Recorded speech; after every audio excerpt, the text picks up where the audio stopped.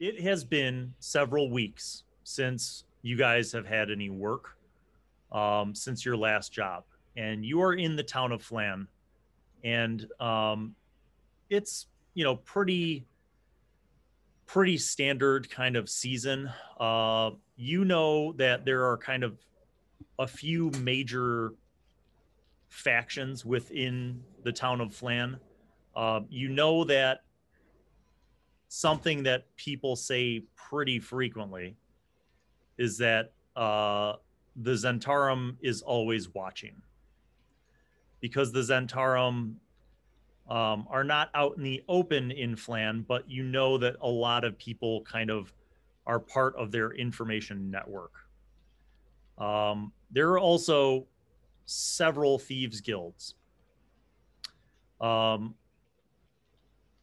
most notably, like one of the thieves guilds that is kind of more prominent that you guys have actually run into, call themselves the Welcomers. Um, and you could spot a sworn member of the Welcomer because the Welcomers cut off their left ear as a sign of loyalty. So it's not like a secret tattoo or anything. It's very open. Like, people who are sworn members of the Welcomers are missing their left ear. So it's very obvious. They don't try to hide their presence. And they kind of run by a code. They basically don't rip off any of the businesses or citizens of the town, but they are pretty well known for robbing visitors to the city, as well as like merchants or sailors who have come to the city for trade. Um, but they typically leave alone the regular businesses there. Okay, so we should Um, become yeah, we should that become citizens. well, and you guys, I'm going to say that you guys are pretty established. Having adventured here Okay. for a while and having used Flan as your base of operations, you pretty much know, kind of most of the major groups. Now, do either of you have proficiency in religion? No. Religion. Nope.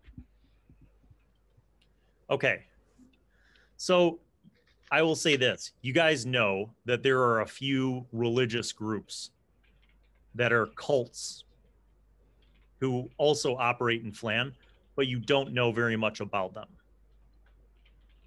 Um, the thing that you do know absolutely, though, is that the military and law enforcement around Flan are very strict, but also very corrupt. Um, there's the primary kind of leadership within the Flaness military is the Knights of the Black Fist. And you guys know from rumors that a lot of these knights were evil paladins who served Bane. And the Knights of the Black Fist were basically what kept the Zentarum from taking over Flan. Now, under the Knights of the Black Fist are the Black Watch, which is basically the constables and the town militia. They're the ones that most people see out and about, kind of keeping order as much as they decide to. But specifically, Angler, you know from being a rogue that members of the Black Watch can often be bribed very easily because they're kind of a corrupt militia. So it's not hard if you are caught by the Black Watch to bribe your way out of any trouble. All So right. it's like police. Yes, very very corrupt though, because of the fact that this is I don't want to say that Flan is an evil town, but there are a lot of operatives of lawful evil organizations that kind of run the town. Not doesn't mean all the people are just raucously evil. Let's say it has opportunistic government. Yes. Yes. Okay. And you guys also know that there are a couple organizations who hire people for jobs. One of those is the Red Plumes. They're a mercenary company, and you guys have actually both worked for them once on a escort mission, escorting trade goods from Flan to be delivered to Zental Keep.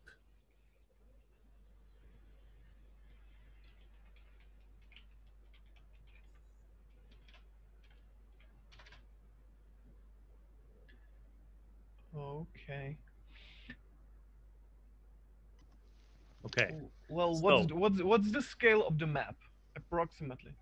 uh, huge. Like, let me show you.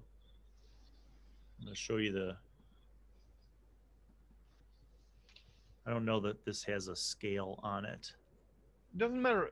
Let's say from Flan to Zental Keep, it's like 100 miles, 1,000 No, miles. no. Maybe like 40 miles, we'll say. Okay, that's pretty big. Yeah. So let me show you. Okay. This is a map of Flan. Hold on one second.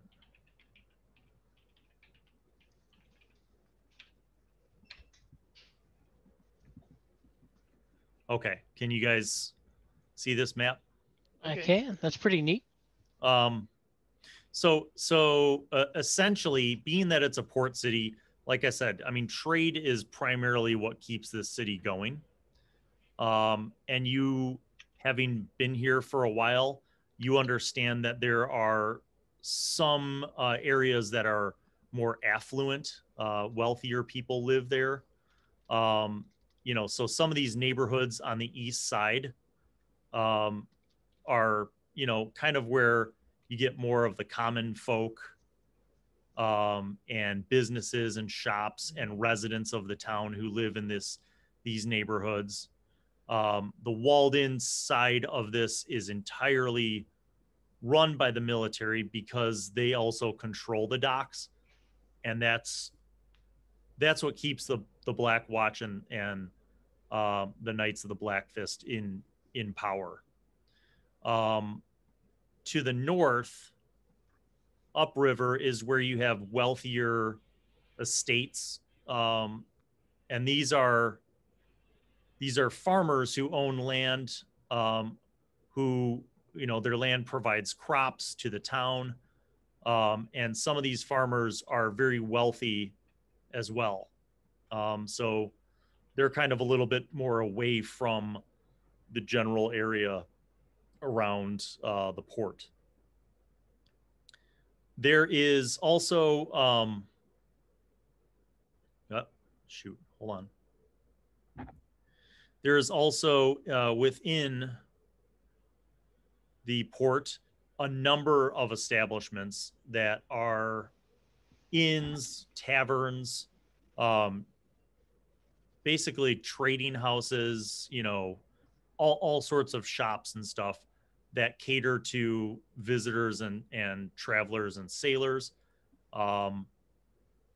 So you kind of have the scope of this town.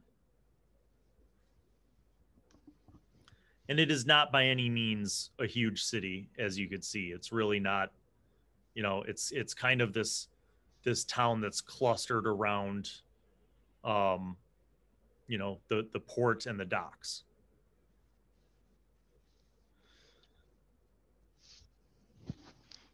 And where would the Okay. prominent shops be? I mean, the higher quality folk and the residents and shops tend to be on the east side of the town. Your wretched hive of scum and villainy tends to be more around the docks. That's where you're going to run into smugglers, pirates, like literally there's an entire black market that Good you people are, of our sorts. yeah. Well, and that that it's not legal to trade with Zental Keep, but people do it, and there's a whole black market of goods that comes through Flan. And nobody talks about it, but everybody knows that that's part of what's going on. Okay.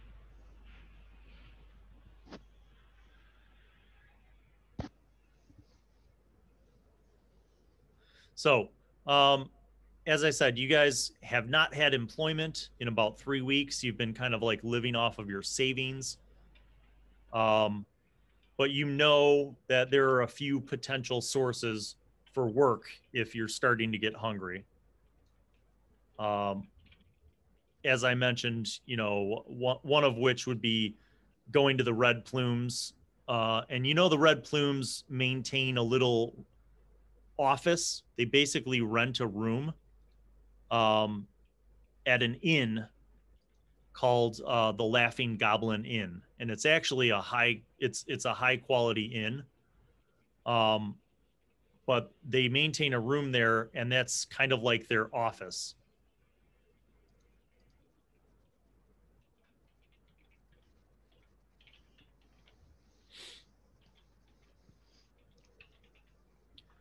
Another way to find work would be literally just to go into the docks district. And a lot of times people with ships will hire people right off the docks to do work. Sometimes it's, labor. Sometimes it's being escorts for trade goods that are going to one place or another. Okay. All right. So since I'm a Kinku and I can't really talk well, I'm going to. Would you say I have any paper on me? You could, but it would be more likely that you would have chalk and a piece of slate. That's very fair. That way you could write quick messages and then erase them and write the next message. All right. I'm going to write on the slate that we need some gold, so we should go to the Red Plumes for some work and Okay. show it to Vita. Maybe in the Laughing Goblin there will be something for us. I think there's no need to waste the time. Okay. So you guys begin heading to the east side of town. You walk through the streets, and it's a pretty normal late summer day. The town is very busy. There's, a lot of people by midday going to and fro. You see a lot of visitors kind of going shopping through the streets. And you even see a few of the welcomers. You can notice them by their trademark missing left ears, kind of manning some corners and hanging out near alleys. You guys get to the Laughing Goblin, and it is busy. It's midday. When you walk in, you get hit with this smell of food and alcohol, like the smell of ale, and then you hear tons of people talking, laughing, and you even hear music. There's a three-piece group of musicians who are playing like a lute and a flute and a little drum, and they're kind of making music, and people are laughing and drinking and dancing. So we're heading upstairs, aren't we? Yes. Yes. So you see all this going on in the main level of the tavern, and there's a innkeeper who is or not the innkeeper, but one of the stewards of the inn is at a desk in the front entrance, and he looks at you guys and he kind of recognizes you. You notice that he looks at Angler's mask Mask. and his hooded long coat, and he nods and he looks at you. Now, I don't know if you have a specific default appearance that you thought of, Veet. Like, Well, I think like a generic guy, someone you walked by on the street, okay. and So you know, the most prevalent races in Flan are humans and dwarves. So if you just wanted to look like blend in, basically like a fair-skinned human man would be fine. okay, and the top hat. Okay, very good. So the innkeeper looks at both of you and he says, "Going upstairs." I flick my top hat. You Yes, bet. fine. You bet. He points to the stairs behind him and he goes back to writing in his ledger. You guys climb the stairs, and every single step of the stairs creaks. Every time you take a step, there's not just your footstep, but a creaking noise, which is not a surprise to you. Every time you come here, it sounds the same. And Angler, you know that there's a reason for that. It's basically, in a lot of ways, it's intentional, specifically because the plumes like to know when people are coming upstairs. So, Cheeky bastards. yep. You know, So, they should do something about that. It's every time. so you guys get up to the first floor. You walk down to the end of the hallway, and you know that the room at the very end of the hallway is the plumes meeting room. There is a large half orc standing outside of the room, who you guys recognize. His name is Dens, and he is basically like a sergeant within the organization. He doesn't hire people, but he's kind of in charge of making sure that people who are hired are prepared for the mission that they've been hired for. And he's also the guy who, if you fail to complete the mission, he is the one that they will send to punish you. So he's standing outside of the door, and he looks down the hallway as you guys are approaching. Well, And as we're approaching, I turn to the angler and I say, like usual, I'm talking. You are looking great. Okay. Okay, I'm gonna say it in his voice. Okay. okay, so you guys get up there. Dens looks at you, and Hello, he Dan. How are you? says, "Good, I suppose. Looking for Oh, work." yeah, as usual. You know. He says, And "Would you I'm be up looking for a little bit of travel?" innocent. Well, Perhaps. I have I'm no gonna problem nod with and say that. travel in his voice. I have no problem with the travel. Oh, What about good. you? I turn to angler. I'm just gonna look between them both and say in Denzer's voice, travel, and nod my head. Well, it's Right. settled then. Good then. Might have something that works well for you. The Okay. captain's having a drink, but he should be back up after he's done with his lunch. Why don't you lot come back in about an hour? Well, no problem, big guy. Good then. Right. So he nods. You guys go back downstairs. And you have an hour to kill. So what do you seek to do? You know, we should eat something. I can agree with that sentiment. Well, Okay. I'm hungry as a sewer rat. Yeah. So you guys could eat here. They have food. They're serving fish today. They have different kinds of things every day, but most frequently they have fish. But there's ale, there's wine, and as you guys look around, you actually see the captain. He's at a table in the corner, talking to a group of people who you're not really sure what race they are. They look like medium-sized humanoids, but all three of them are wearing black cloaks with hoods, and they have their backs turned to you. So you see the captain, and he's at this table talking to these three people. But you're kind of over on the other side of the bar.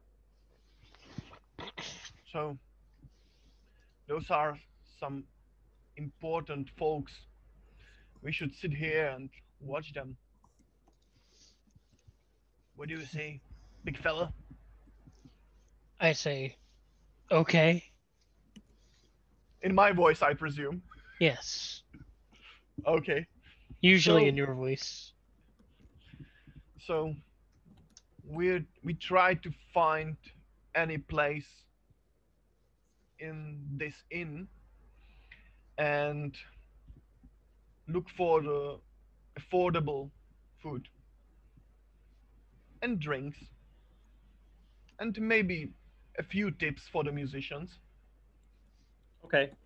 So you guys order some food and drinks. No problem. You find a small two-person table, and you sit down, and in short order they bring over a few drinks and a couple plates of food. I flick him like a gold to the waiter or waitress. So I don't know. They're like, Bar's oh, mate. thank you, very generous, thank you. So you paid for everything and a nice tip. So, what? Where are you? No, what are you thinking? Where are we heading now? Last time it was south. Nowadays, who knows? I'm gonna pull out my slate and using my chalk, just write probably the Zendal Keep again and show it to Harley. What are you doing? It's And then I'm gonna forbidden. erase it. And I mush it with my hand. It's like discreetly. Oh, I what are you doing?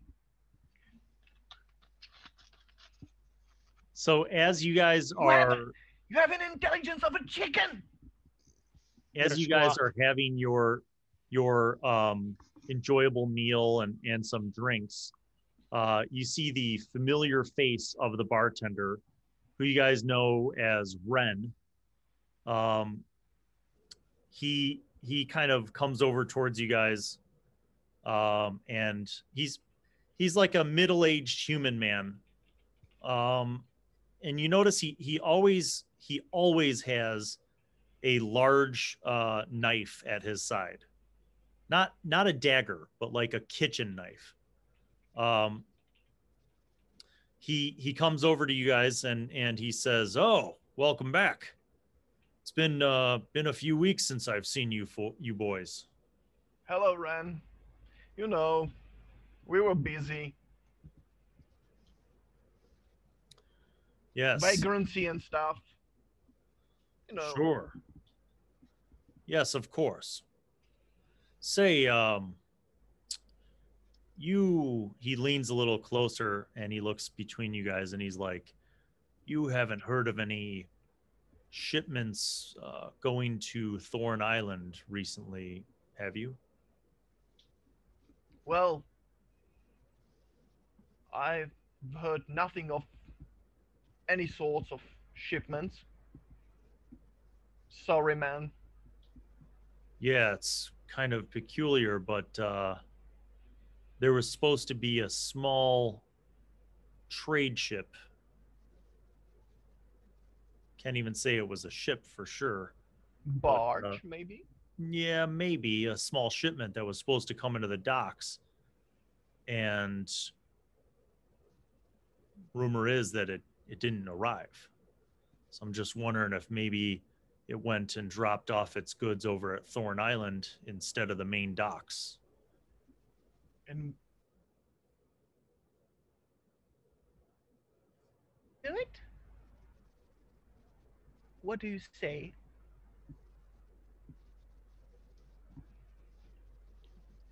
Are you asking him or me? Well, can hear the you now. Ren. Ren, right. Well, it just might be if you keep your ears open and you hear about anything, maybe let me know. There might be some gold in it for you. You know, I got the golden voice. And all for you, my dear Ren. Excellent. Isn't that so, big guy? And I turn again to the angler. I'm going to say, golden voice, yes. In his voice. See, I told you. Yes, indeed. Well, just keep your ears open, my friends. And he kind of nods and he turns back and goes over to the bar. About 20 minutes later, you guys finish your food and your drinks, and you notice at this point that whatever discussion was happening seems to have concluded, because the three humanoid-sized people stand up from the table and they nod to Captain, and they turn and they start walking out of the inn. Make perception checks.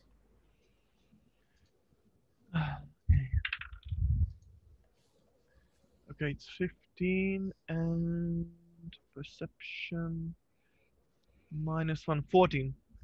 Mine's +0, so I got 12. So you guys see that all three of these people, as I mentioned, are wearing black hooded cloaks. And as they're walking out, you see that they're actually wearing black leather masks. So you can't even see their facial features. But And what what about the height? the height, what you do notice is that they are all precisely the same height and build. Like, you know, they're all kind of similar build. Okay. And they walk out of the inn. A few minutes later, you see the captain kind of finish eating his food and drinks, and then he stands up and he walks back up to the room. Did he notice us? Or acknowledged our presence? That's a good question. Let me roll.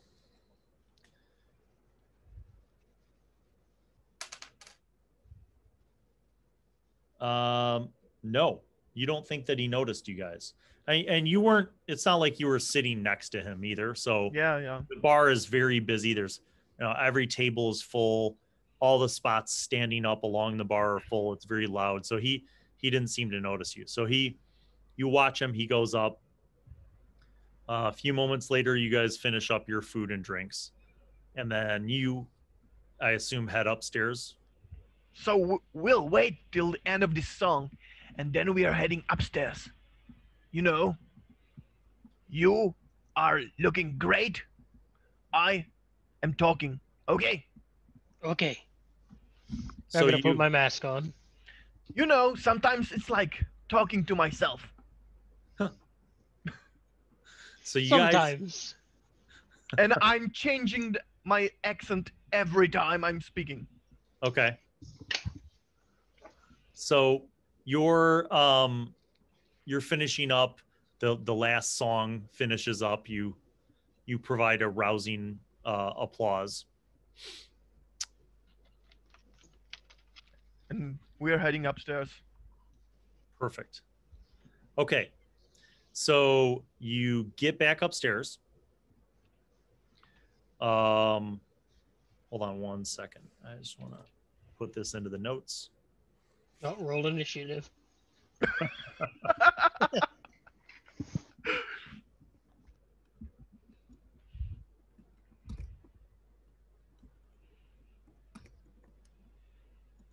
Well, do I have summoned my imp or not? You can, yes. Because I would like to have him, like, maybe under my cloak or invisible, somewhere behind me, Okay, just in case, you know. sure.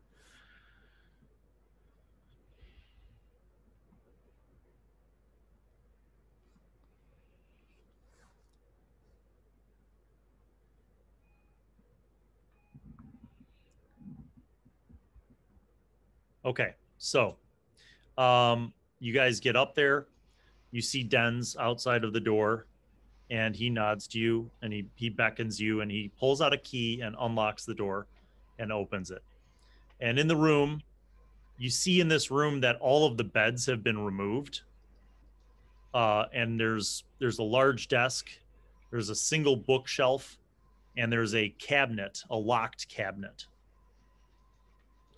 You also notice that the windows have been barred, like metal bars. Were they nothing like this like- last time we were in here? No, I mean it's like that every time you're in there, but you also know that there's no other rooms in the inn that have metal bars. They have like wooden shutters for the windows, but they don't have metal bars. This is the company has clearly like changed this room to suit their needs. Okay. So you see a couple chairs, and Captain Leto gestures to the chairs and he says, "Come in, boys, sit down. Denz tells me that you're looking for some work." Yes? Captain, I flick my top hat again. Sure we are searching for the gold. And you know every time where the gold is. Well, in this case I do, and it's not very far away. To put it simply, we need you to do something and make sure no one notices. And that might lead to another job. Okay, tell us more. Well, long time ago, there was you may, have heard in the old days. I mean, 1,000 years ago, the old city of Flan was once in this area, and it was destroyed during some wars. And there are parts of old Flan that are still around under the Well, ground. As my wisdom is 8, I'm nodding my head, and I have absolutely no idea what he's talking about. He says, now, it just so happens that there's some hills north of the graveyard that basically stand right over some of the ruins of Old Flan. Now, a lot of people don't know that you could still get into these ruins if you know the right way to go. So we are in for some grave digging, so to speak. Well, hopefully you won't have to dig. There's a crypt in Valingen Graveyard. There's a crypt in Valingen Graveyard. And he actually goes over to his shelves and he pulls out a map. And he shows it to you.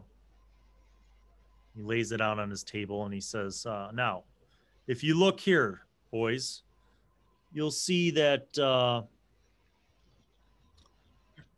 furthest crypt to the north, this one over here, very old crypt. Now it is locked, but it can be unlocked. And if you can unlock it and get in the door, there's actually a secret entrance to the catacombs below. Is it sealed magically or physically? physically. But here's the catch. No one can know that you're going in this way. See, we don't want you to break the lock off. We don't want anybody to see you sneaking in. You've got to deal with this very, very carefully. So it's your job, Angler. We'll And watch. afterwards, Thieves. and afterwards, you got, this is very important. Once you get out with what we're sending you in to get, you have to make sure that that lock is put back exactly the same way. So you go to this crypt, okay? You pick the lock, you get into the crypt. You find the secret door within the crypt. That will lead down into the catacombs. The catacombs will take you northwest towards the hills over here. And somewhere in there, you will be led to a part of Old Flan, the ruined Old Flan that's underneath all that dirt. Now, what we're looking for specifically, very specifically, is a key. He goes, we don't know exactly what it looks like, but we know that the end of the key on the handle, there's a square with some kind of gem, some kind of square cut gem placed in it. That is the key that we need you to bring back.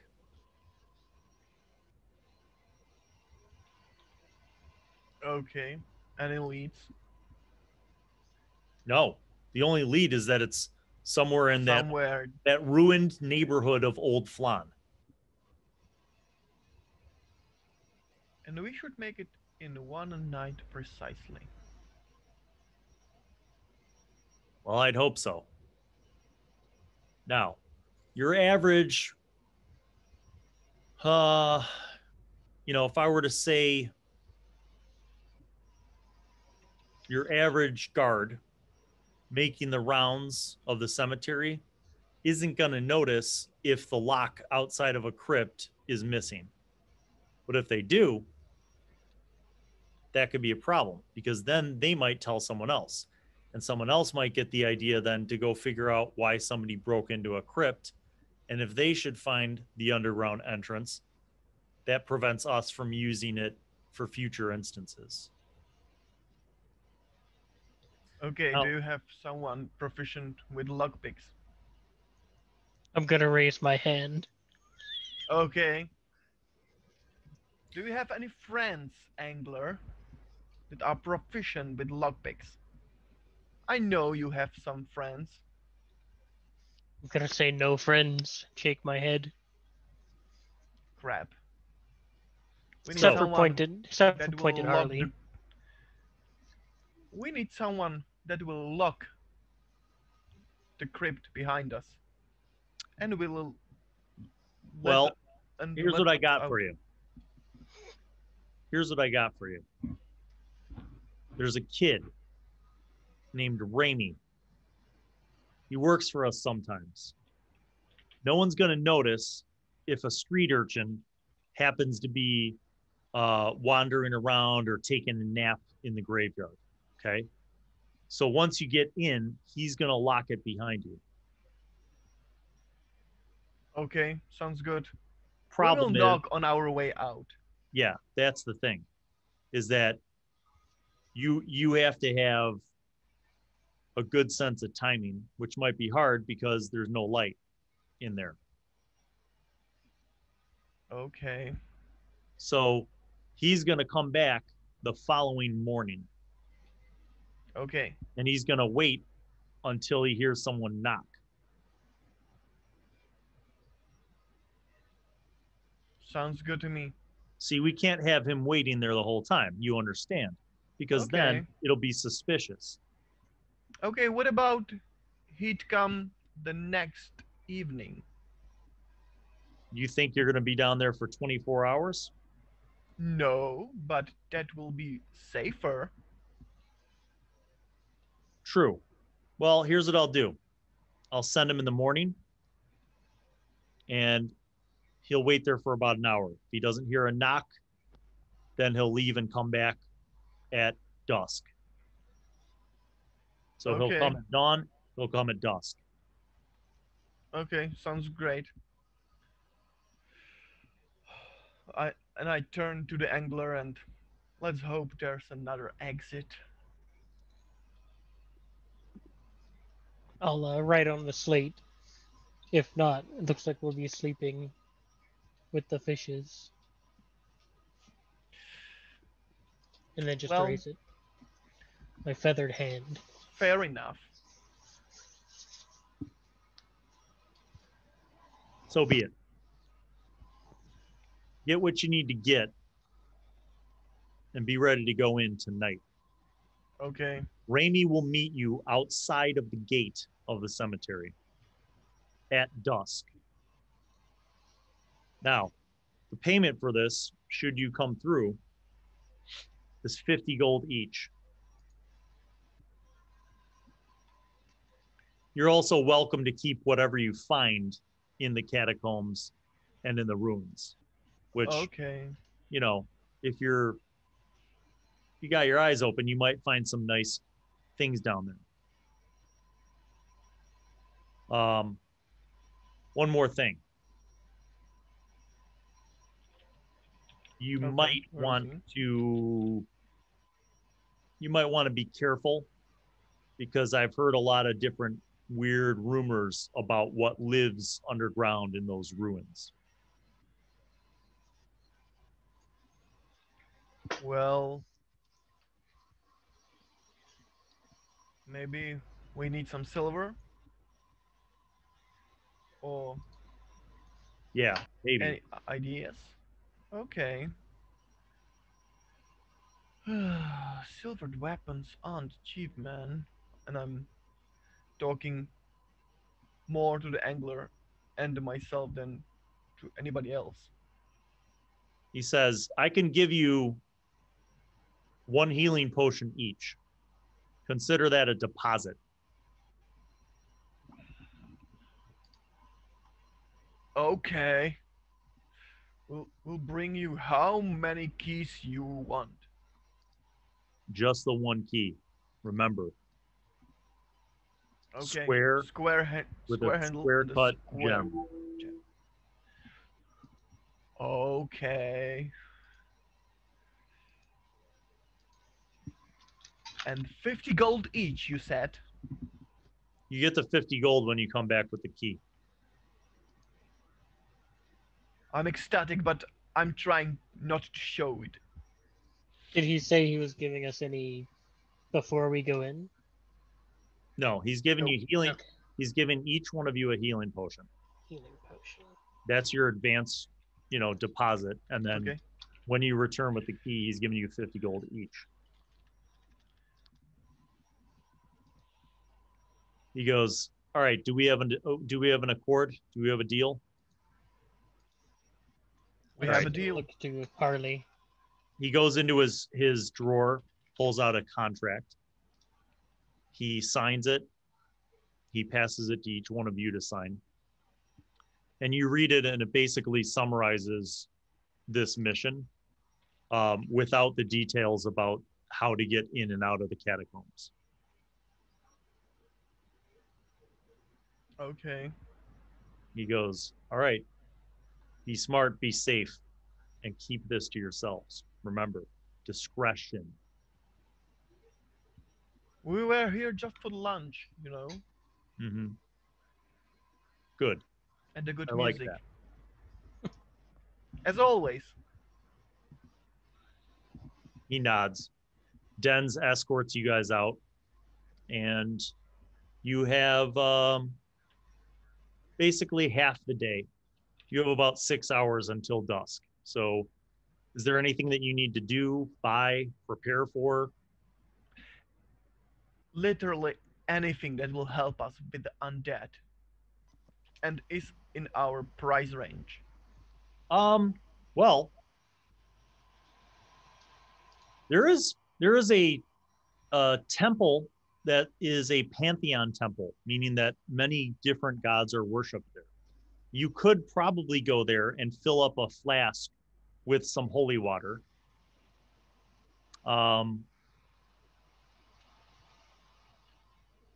Well, I That's something you wanted to presume do. flask is about this much. Yes. So filling up the water skin isn't the option. Yeah. Water skin would be a lot. Yeah, that would take a lot of time, and Okay. someone would notice that. I mean, you guys could make a religion if you want to make a religion roll. Go ahead. Oh Oh, god. okay, I'll try that.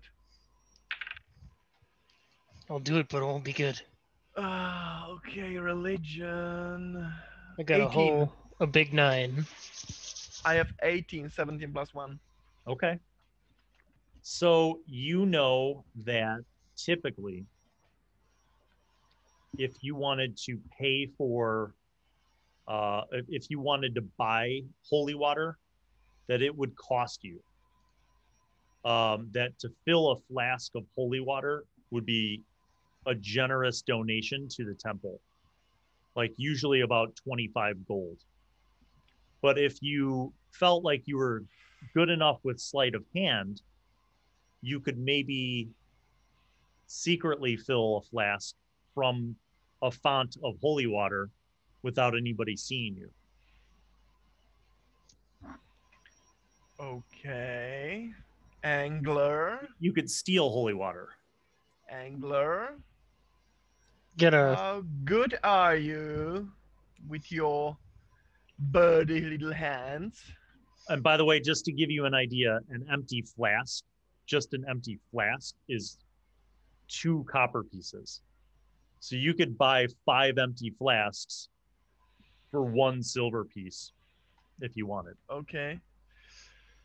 So maybe we'll try to buy like 3 flasks each. What do you say? get a nod my And, head. and Okay, so someone minus off a silver piece. okay, I will do that. Um, okay, so you have flasks. Are you going to the temple? I'd say yes. Okay. Okay. The best place to go.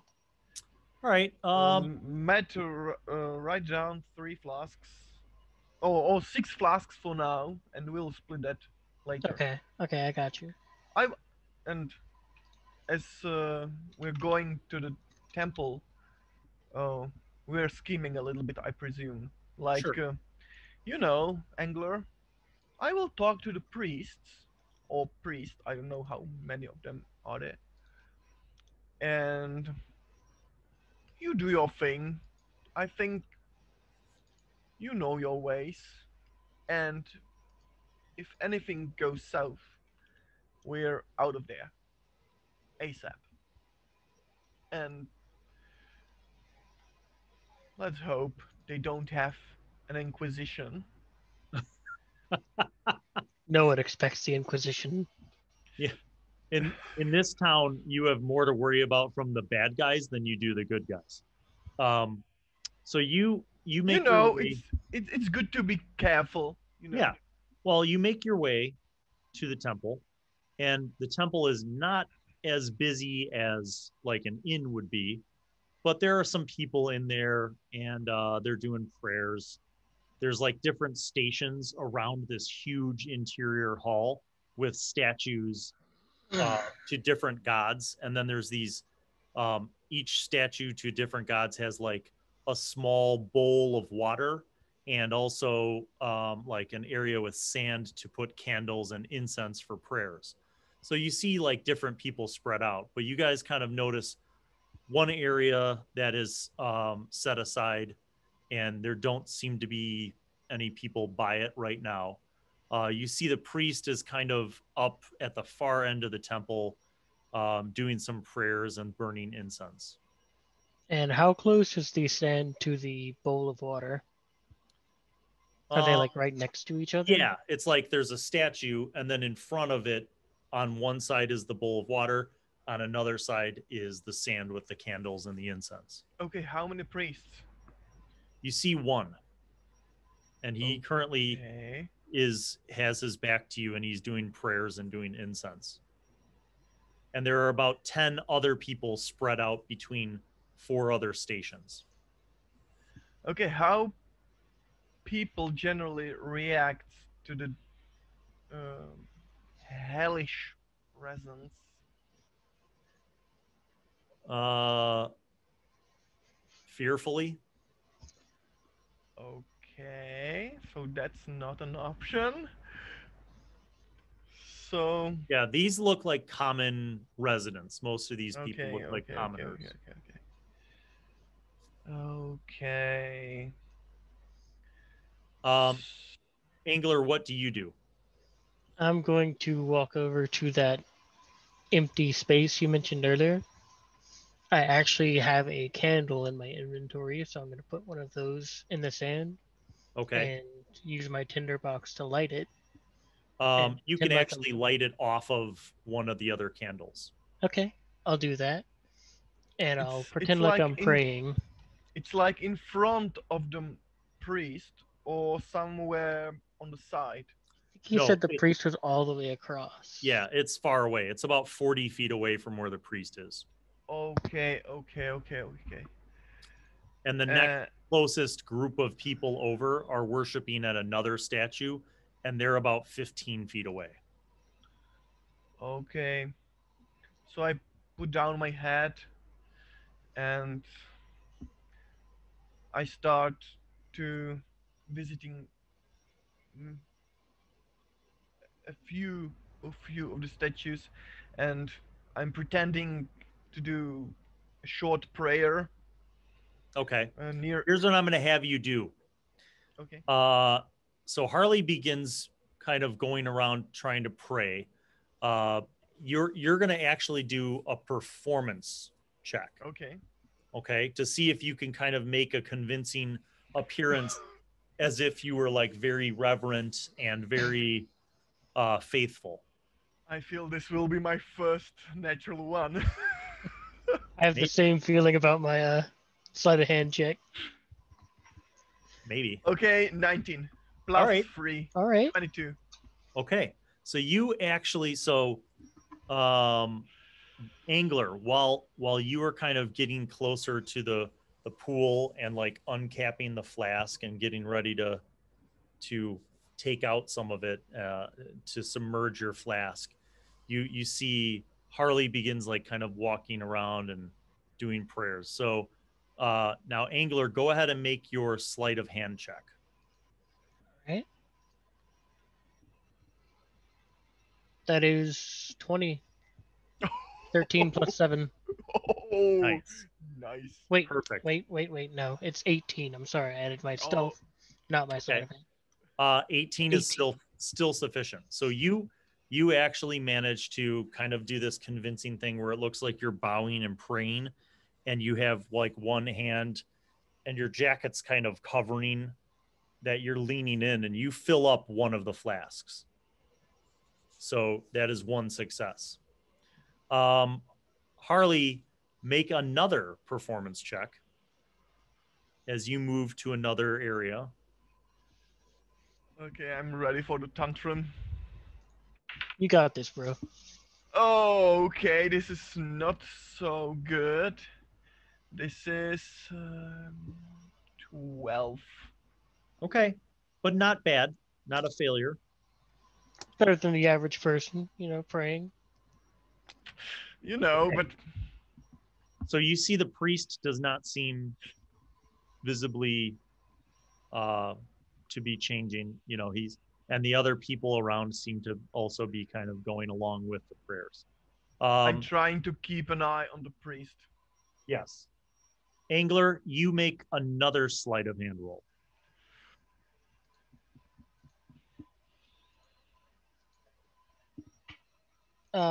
Natural 20. Nice. Nice. This time you easily fill the second vial. That's my boy. You feel like the water in this bowl is pretty low. You could fill another one, but it would leave it very low and maybe even obviously diminished. So would you like to move to a different location, or do you want to stay here? Would I know if that would look suspicious to Yeah, that's people? why I'm saying you you have enough experience to know that like if you fill a third vial, you could fill a third vial, but it would basically leave the water in the bowl very, very much lower than what it was when you first came in. All right, I'll move. I'll Okay. blow out my candle. Okay. So you move over to another area. Now, there's people at each of the other areas. So I would have to wait to get You to Do I, another. do I see Angler struggling? No, he's not struggling at all. You do see him blow out his candle and Okay. begin walking like- out towards another area of worship. Okay, so I see him doing that. Okay. No problem. Um, I'm feeling everything is fine. so Angler, hope you so. go over to another area and you choose an area where there's only one person, and it's like an older woman, and she has a candle and she's bowing and praying, like whispering prayers, and she has her eyes closed. That would be a sleight of hand check or Yep. a stealth check. Sleight of hand. All right. Okay, do I need to have another performance? Not if you're where you are, not if you stay where you were last time. That's a 15. So Harley, you are keeping it, you're basically performing as if you're praying, but you're also can see the priest. Okay. So 15, that's fine.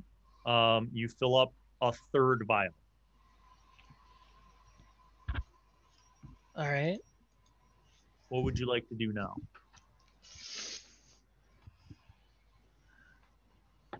I'll try one more sleight of hand check to get 4 vials. Okay, Harley, you Okay. notice that the priest finishes his prayers, and he turns around now and he's facing out into the open area, and you see him just kind of like look out at the crowd of people praying, and How far from the priest I am? you're about 15 feet away from him because you Okay. moved, and Angler is on the other side and about 25 feet away. Well, do I have time to somehow shape-shift a part of my face to have some rush or something? You have to appear like someone that you've seen. So I'm gonna have you make a roll, a D6. Okay. Okay. You're gonna roll a D6 and I'm gonna roll a D6. And if your roll is odd and my roll is odd, then I'm gonna say that you have seen this. If it's even, then no. Okay, I have 3. I have 3. So you actually, as you think of this, you remember seeing this sailor one day working down at the docks with very bad rashes and like pimples and boils and acne. And And gangrene. yeah, and you remember his face, his rough face, and his skin and his stubble. So you kind of like look down and you change your face to appear like this man. And I hurry up to the priest, like, I don't know. Father, please, could you help me? He's like, oh, what is wrong, my son? I think those afflictions, those are the signs of God that I'm not good enough in my faith. I have gold. You look, please, and I pick up like a couple of gold. Please, Father, is there some chance for me to repent myself? All right, you will make a. I don't Deception or performance? know. I don't know. I'm gonna say it's either gonna be deception or performance. Okay, let's see. let me Okay, think about I it. have proficiency in deception. Yes. Okay, so go ahead and do deception.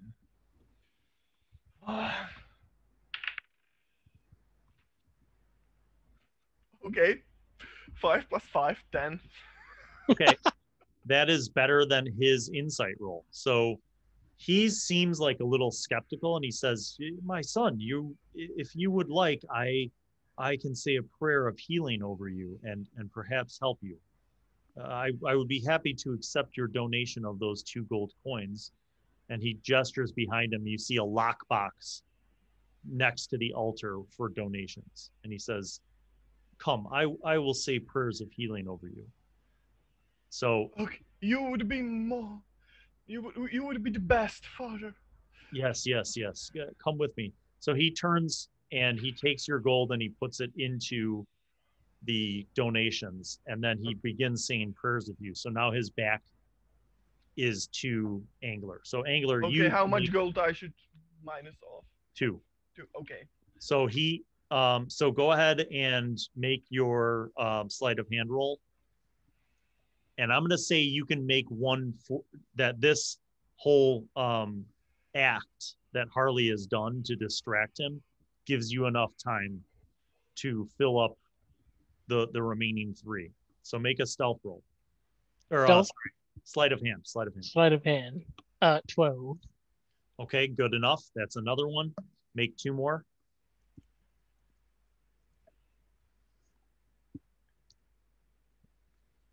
I got a 14 and a 22. Okay. You have filled all 6 of the vials with holy water. That's my boy. And you were kind of finishing up. And as you are finishing up, the priest finishes up his prayer and he says, the gods will wash over you. Now, I suggest, my son, that you go take a very warm bath if you can. Heat up some water and soak your skin and get some rest and stay away from alcohol. It is the tool of evil.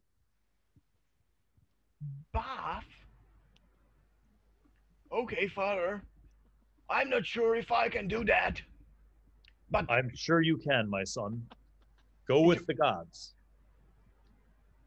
I hope it won't kill me. I heard terrible things about baths. Yes, well, you could use one, my child. Go forth and wash. Okay, cleanse thank you thyself. so much, Father. Thank you so much. Yes, indeed. Yes. God's bless you, Yes. Father. Okay. You may And go. And I'm out of there as fast as I. I'm gonna Okay. chuckle as I get up and leave.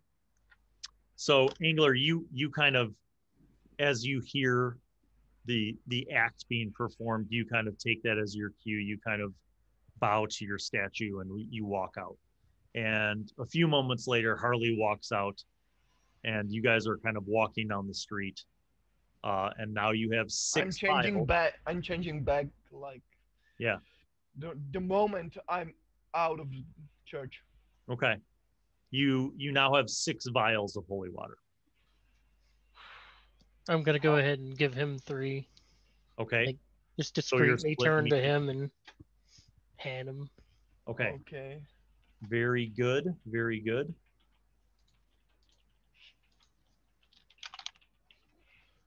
All right. Holy water.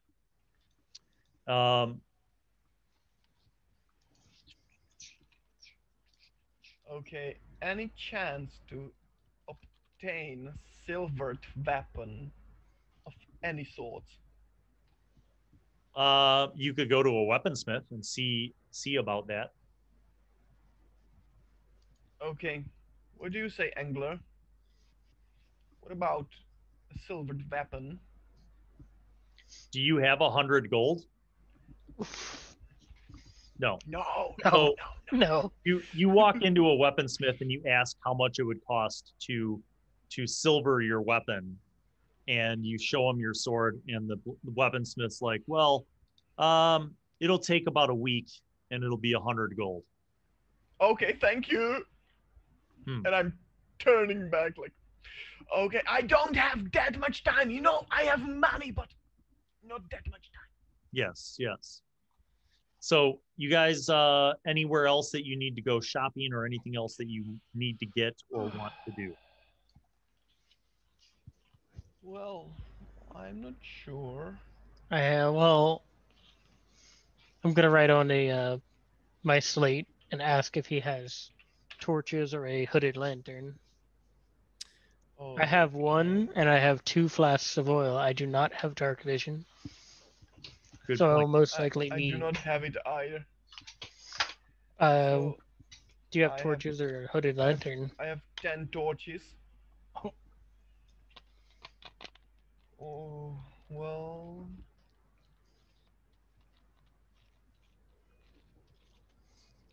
So I think that might be sufficient, but I would like to have some oil. Probably at least one, I don't know, skin of oil. Okay, Or you could buy a flask of oil for flask. Okay. one silver piece. So Okay. 10 silver to 1 gold. So if you guys want to buy I'm gonna oil, pay for these. okay, It's Okay. I want like 2 of those. I'll give you 5. We'll split it okay. even 5. So you guys Okay. load up. Flask of oil. 5. And I'm what's the cost of subtracting 1 lantern? gold coin. Okay. What would be the Hooded cost of the lantern. lantern?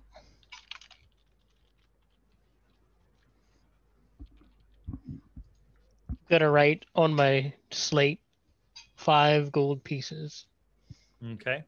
and then erase. Okay. Okay. You can keep the lantern. I'll use the torches and who Okay. knows. So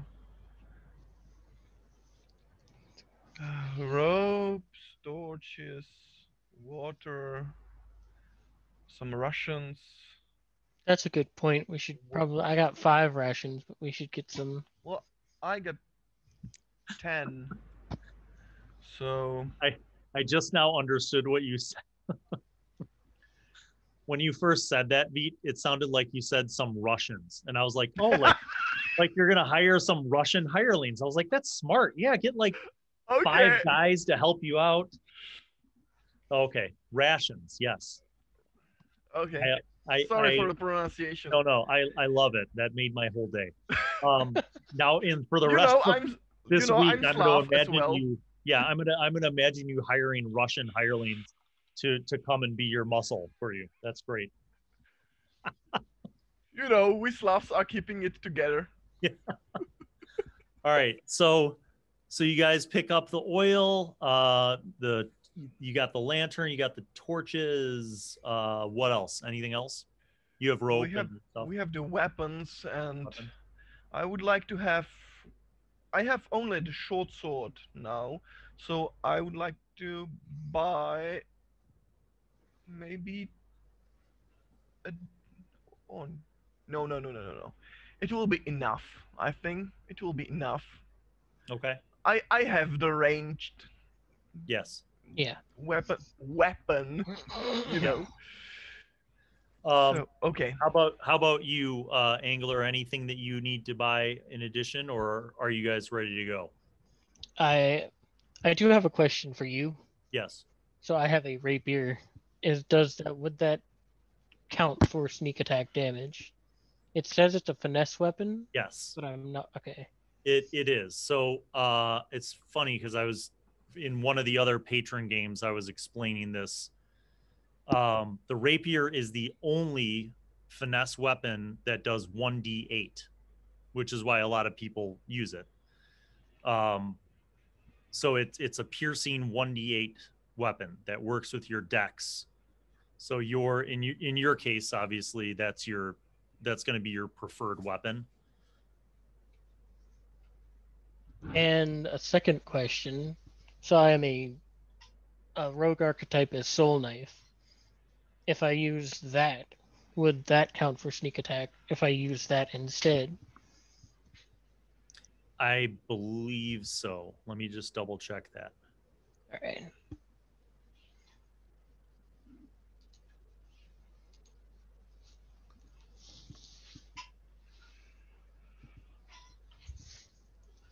Just in case we need to be sneaky, you know.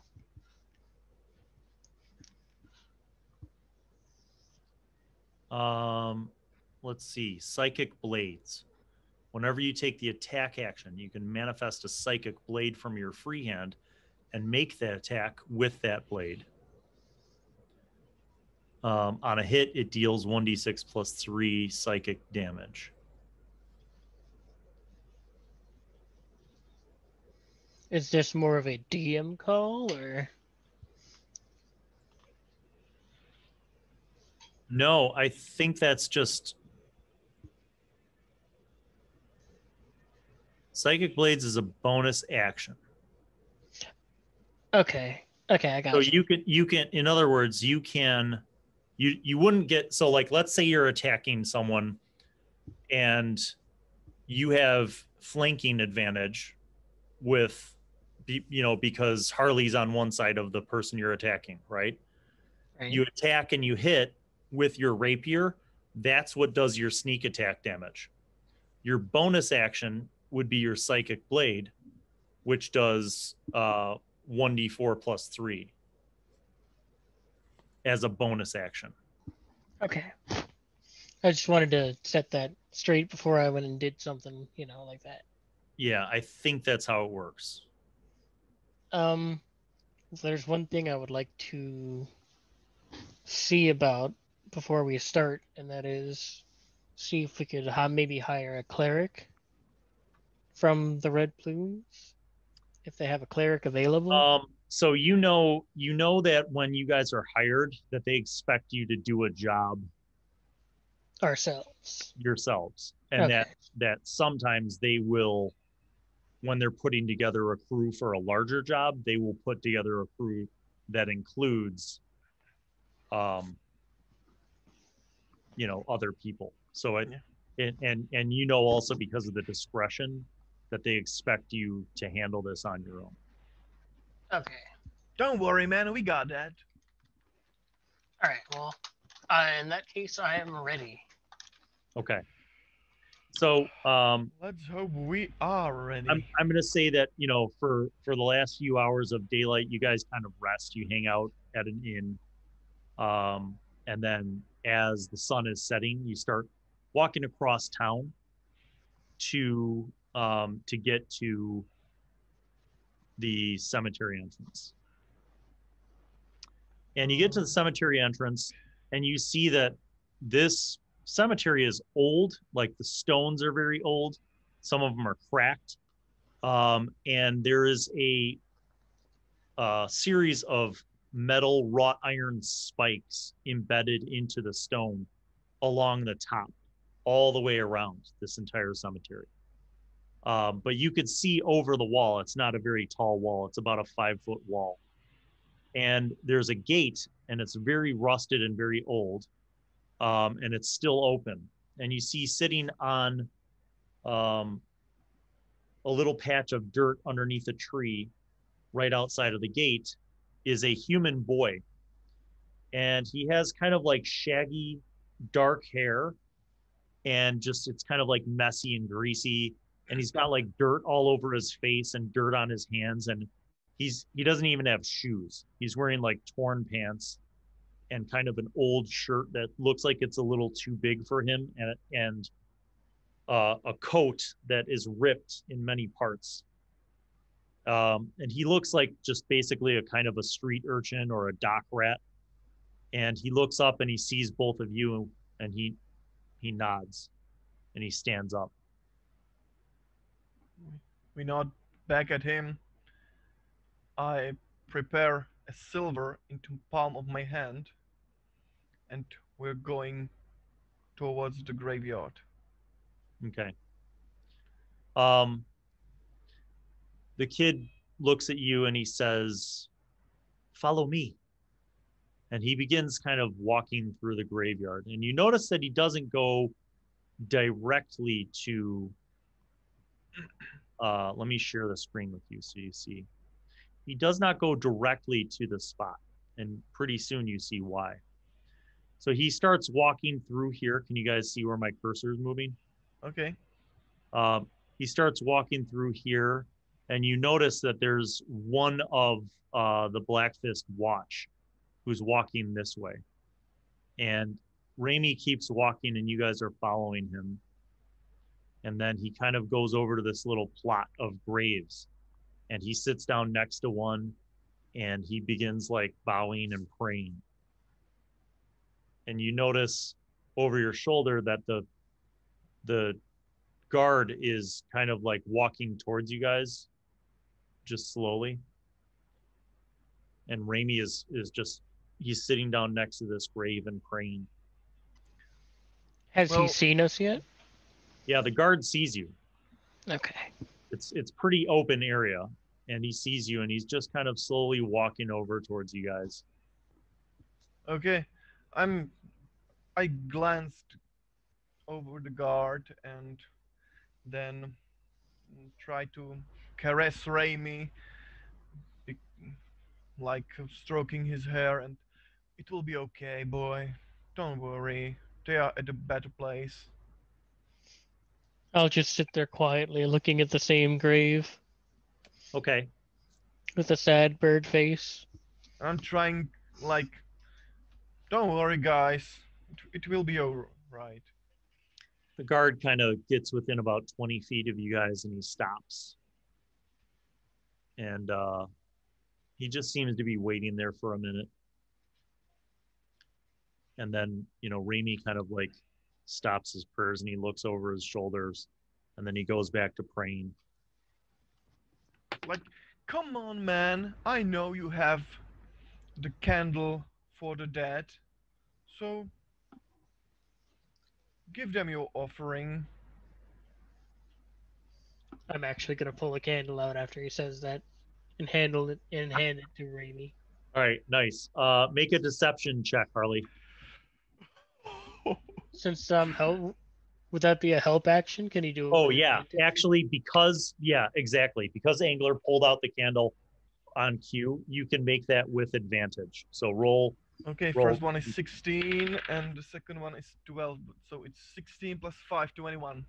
Oh, Okay, so you see, you play this scene, and Angler reaches in and pulls out a candle and holds it out, and you kind of make a ceremony and set it down. And Raimi picks up on that cue and he's like, he nods, and you notice that he's crying, and you could see the tears coming through the dirt on his face. And he's crying, and he looks up at you, and then he comes down and he sets the candle down, and you notice the guard kind of turns and he starts walking away. And you see the guard walking back towards the front gate. And after about 5 minutes, Raimi looks up at you guys and he wipes the fake tears from his face. And he says, "Good job. Come on, let's go." And We he hands follow. the candle back to Angler. And then you guys walk up the path and turn on this last little bit of path heading north. And you see ahead of you is a building, a stone building that looks like it's many 100 years old. And some of the stone is cracked. It's very old. And it is about 15 feet by 15 feet square. And there's a roof on top of it. And there's a door. And the door seems to be also like very old and very worn from the rain. And there's a huge lock on the door. Okay, Angler. Try to open it. I'm just gonna nod and write on the slate really fast. And I Tell him to keep and I watch. pull out the silver out of my palm and give it to Raimi. So, kid, I am going to try and look after us. And buy Okay, some new shoes. he nods. Angler, make your sleight of hand. Or sorry, thieves tools check. And thieves' tools. So It would that be what, is +7? it's your did you take it for expertise? Yes. Okay. So then yes, you double your proficiency bonus, which makes it 4, and then you add in your dex bonus. So it's a total of +7. I only got a 13 on that. Okay. You begin working on it, and one of your lock picks snaps. and you have to pull the part out. This is a very difficult lock. All right. As I hear that, I say, "Come on, man. That's not so hard for you. I saw you, dude. I saw you did that in like 5 seconds." Gonna look over my shoulder real quick and then try one more time. Okay.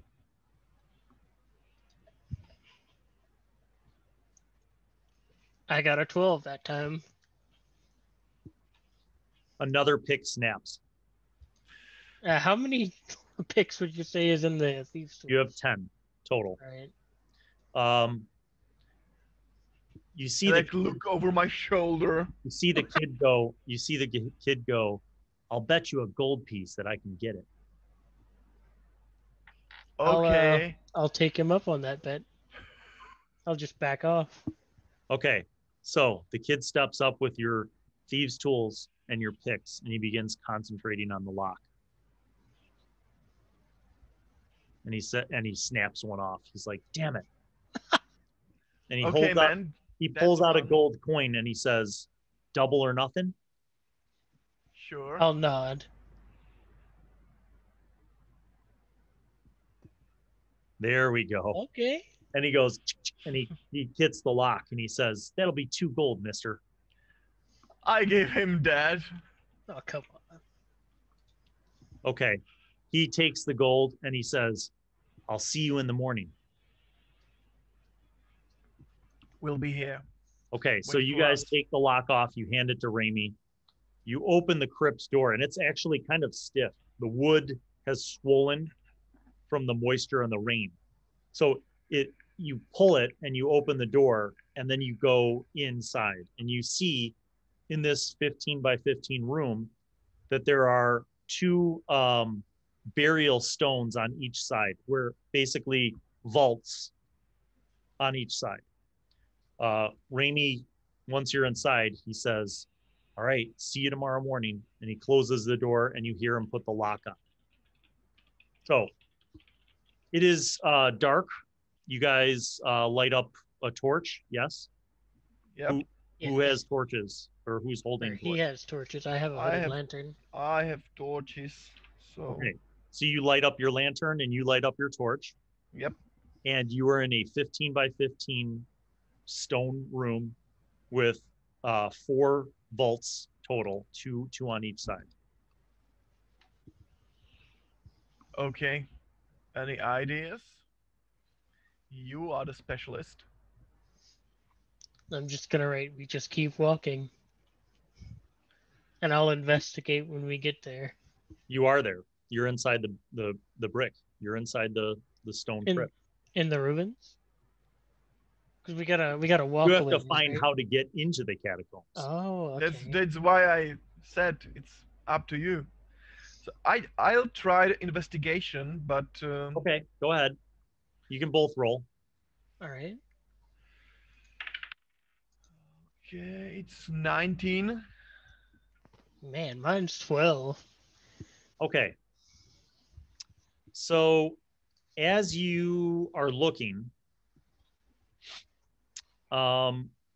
you see that each one of the 4 vaults is a stone sarcophagus with a lid.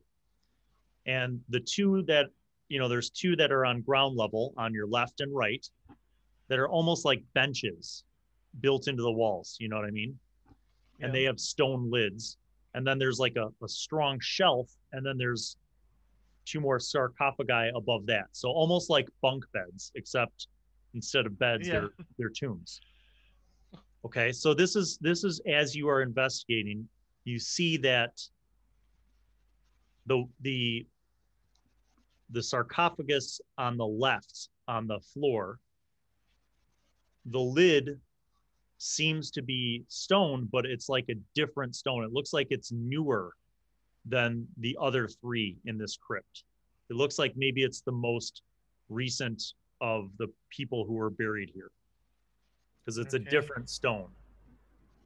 Does Harley point this out to me? Would you kindly open that? Could I do a check for traps?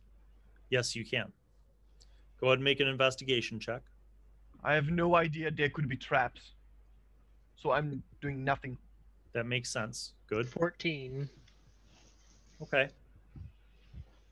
There don't seem to be any traps, but you definitely know that you will need some kind of leverage to get this stone lid off because it seems to be solid, thick stone. All right. Well, I pull out a crowbar that is in my inventory. Good thing that's there. Yes. Otherwise, you guys would be sitting in a locked room for 12 hours. That would be unfortunate. I'm That's gonna why I shove it gave you- under. This is a good adventuring tip. That's why I gave you the opportunity to go shopping, but it was good that you had this already. So you get out your crowbar and you find a good point along the lid where you can wedge it. Okay. And what this is going to do is give you the ability to roll an athletics check to lift this. Using the crowbar gives you advantage to make that roll. So advantage, or just use athletics instead of strength? It's the athletics roll with advantage. So you're going to Okay. roll 2d20 and you're going to pick the higher of the two. Okay, and I'm saying to Angler, I saw what you Ouch. did with those lockpicks. You have 3. I don't know how the word is. You have 3 chances, and then I will try that with my meek hands. I got an 8. I got a 10 total. With advantage, I rolled an 8 and a 5. Wow. Come on! You can't seem to lift it. It's super heavy. And I'm just standing there like 1. I'm gonna pull up my sleeves and try again. Okay. 15. No. One of them's cocked on 13, but it still says 5. Would I re-roll, or do I take the? It's the same rolls I got last time. No, re-roll the dice if it's cocked. All right. I'm using the D&D Beyond feature. Okay, I got an 18 that time. Okay.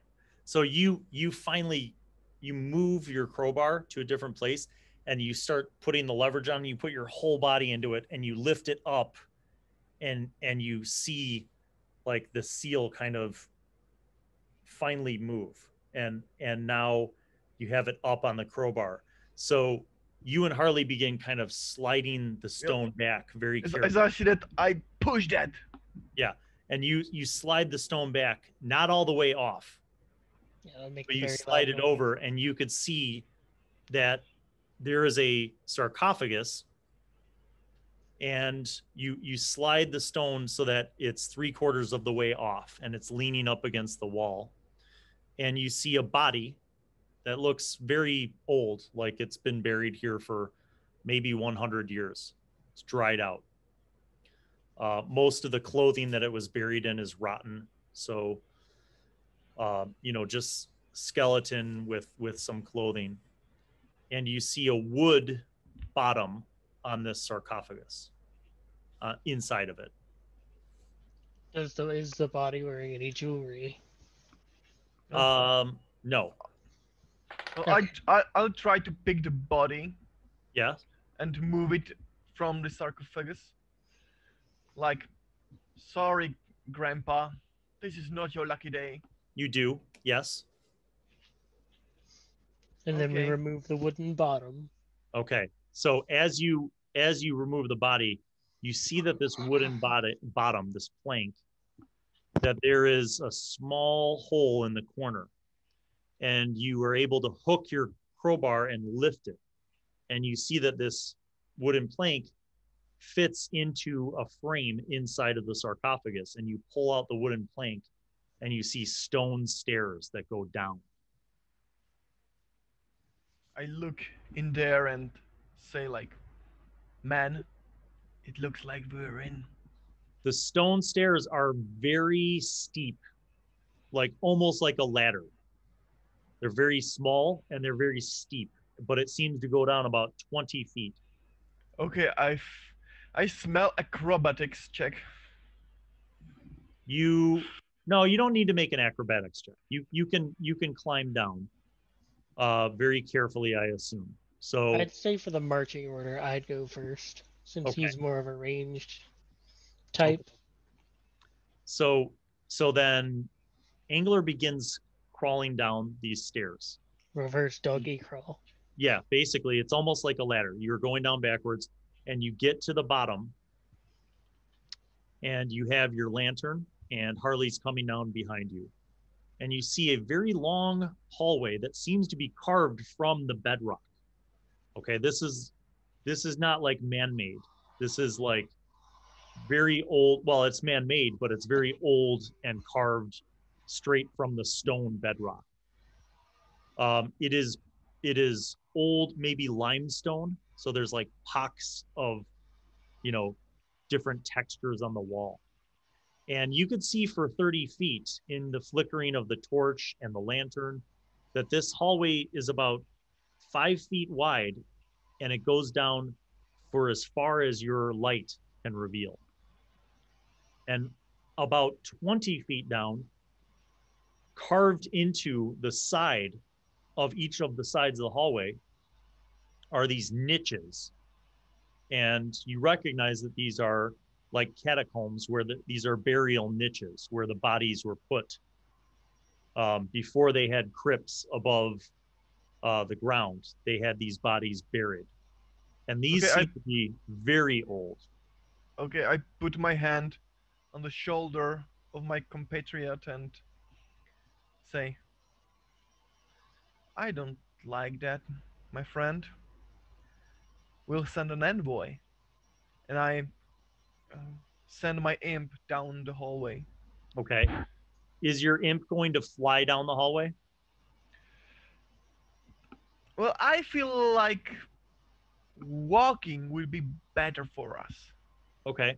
So your imp's going to walk. Like hop, I think. Yeah.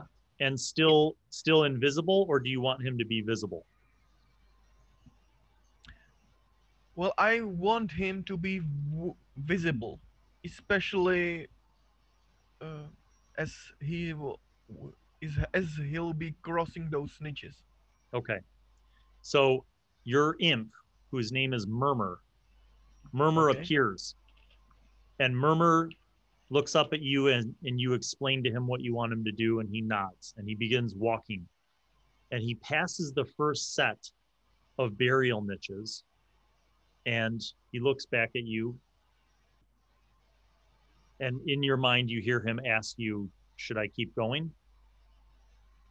He says, Okay. this, he says, Are, this are there hallway, anybody? Are there any bodies? he goes, yeah, there's bodies. There are dead things there. He goes, do you want me to keep going? Because this hallway is very long. Okay, wait for us. Okay, man. And I turn back to Angler.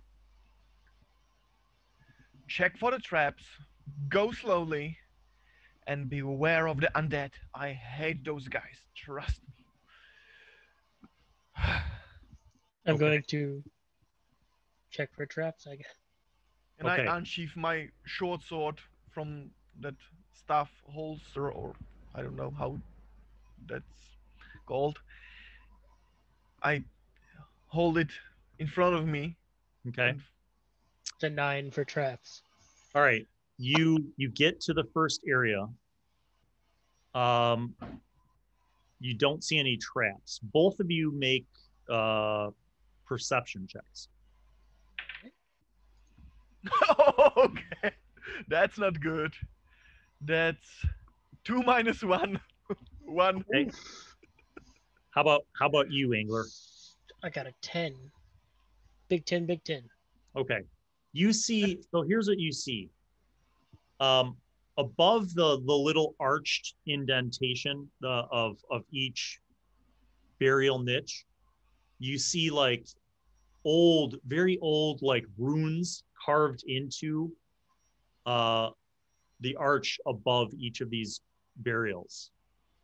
And let me see, what languages do you guys have proficiency in? I Common. have Auron, No. Common, and Thieves' Cant. I have common, elvish, and undercommon. Okay. You do not recognize these letters, these runes. Okay. Let me check something else as well.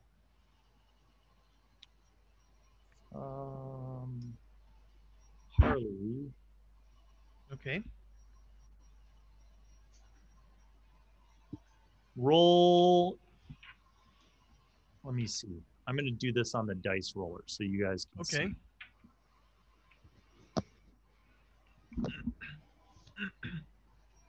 So this is the roll for you for something that you don't know yet.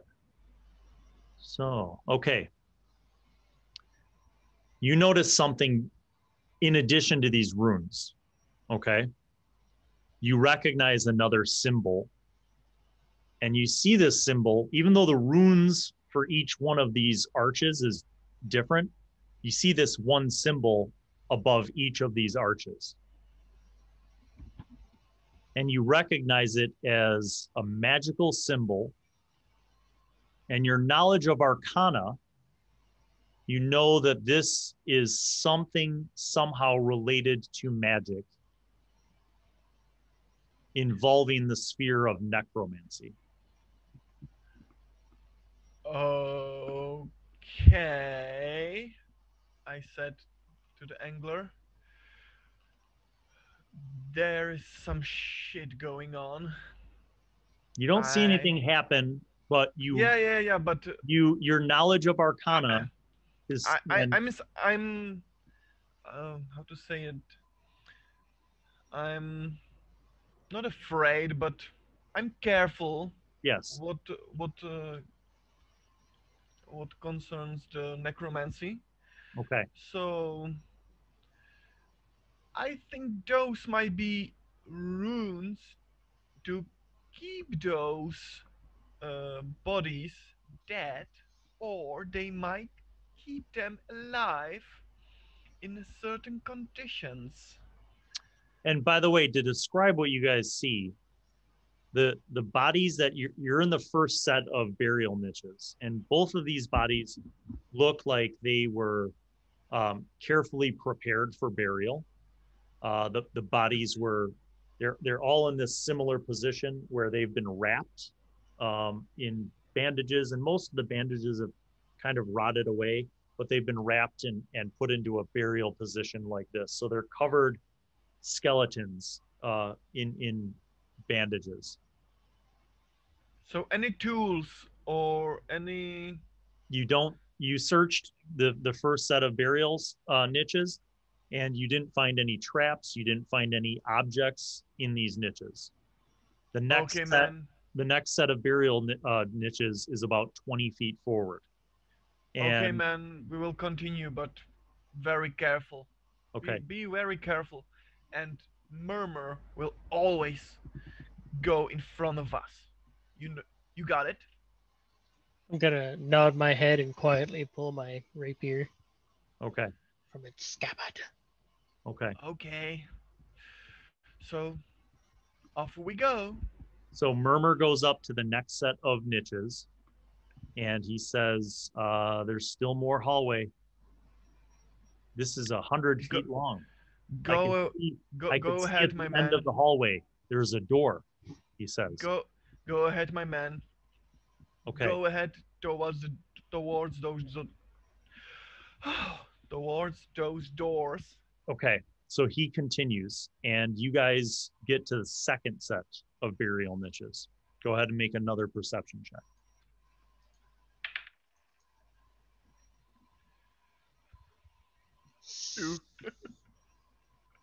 16. Oh, okay. So this has a similar, it looks like the niches are carved the same way. There are runes, once again, over the archway, and that same arcane symbol over the archway. As you're looking through to see if there's anything of interest, you notice that a couple of these things have some items buried with them. Okay. So I will now roll All right. In the first burial niche, you find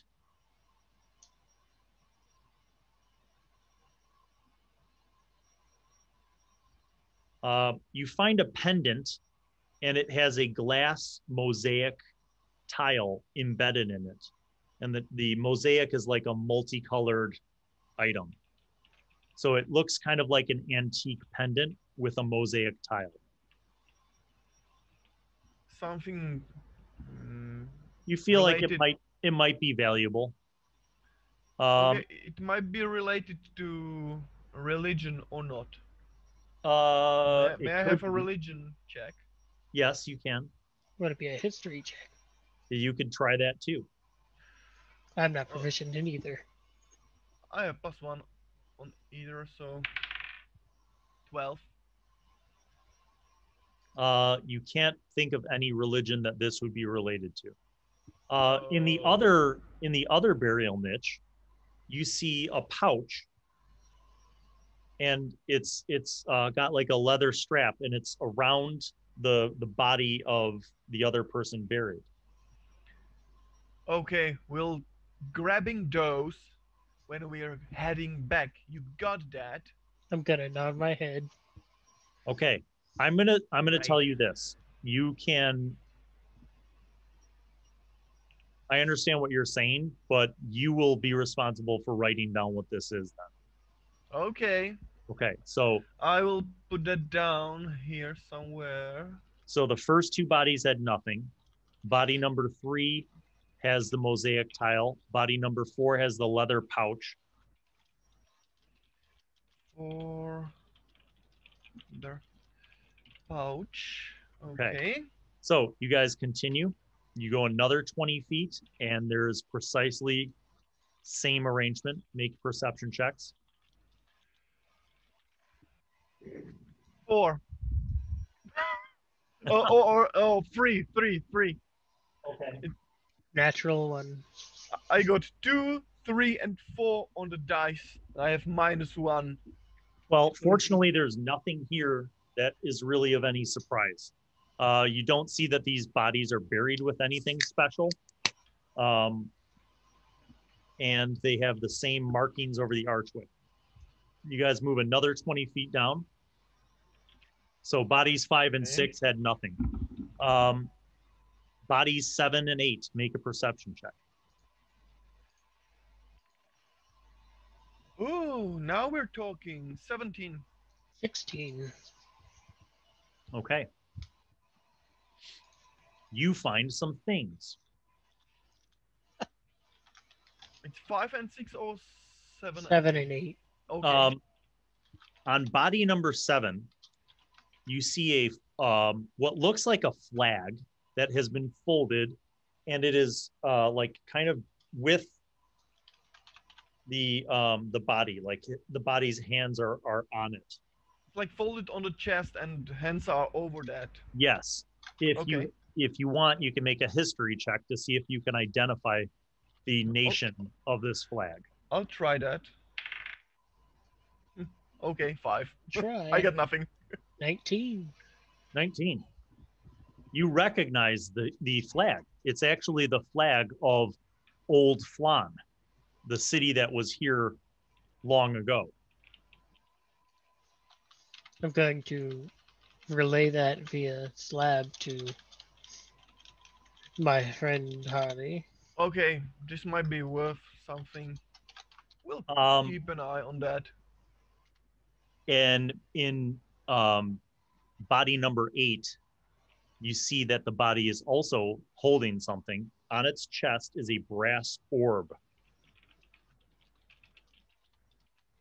Basically, like imagine a small cannonball, but made of smooth brass. Make a Arcana check if you have it. I do not. Oh, that's bad. 13. You see that on the brass orb, in very small writing, is etched some runes in the same language as what you see carved into the stone archway above the burial niche. But it seems like it says something different and you're not sure what it means. Okay. Okay. There is some magical crap on that You guys get ball. to the last set of burial niches. And this is bodies 9 and 10. Okay. Make perception checks. Ooh. 12. 8. I'm not good at perception. I have a +0. I have -1. You do not see any traps. You do not see anything very different from what you've seen all along the way. But buried with body number 9, you find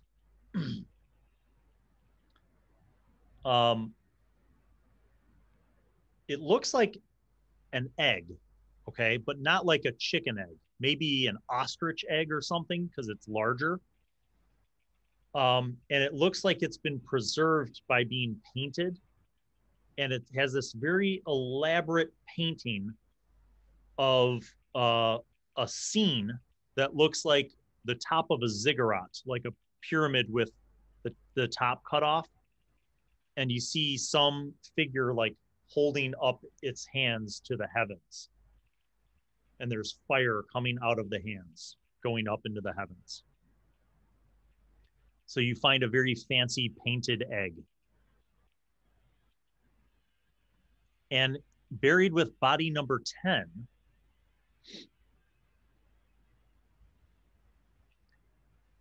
you see a wooden box. And this wooden box is about 3 inches by 8 inches, and it seems to have a lid that you can open.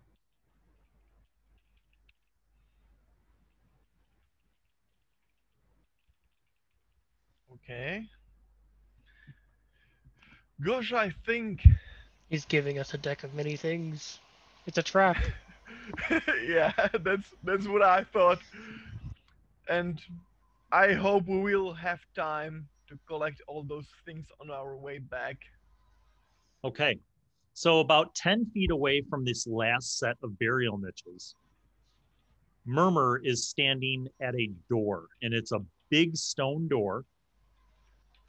And in the center of the stone door is carved the same symbol, the same arcane symbol that you saw over each one of the burial niches. And in the center of that is some kind of slot that looks like maybe you could put something into this door. Does it have a particular shape of anything we've seen so far? Yes, it does. It looks like it could fit some kind of tile.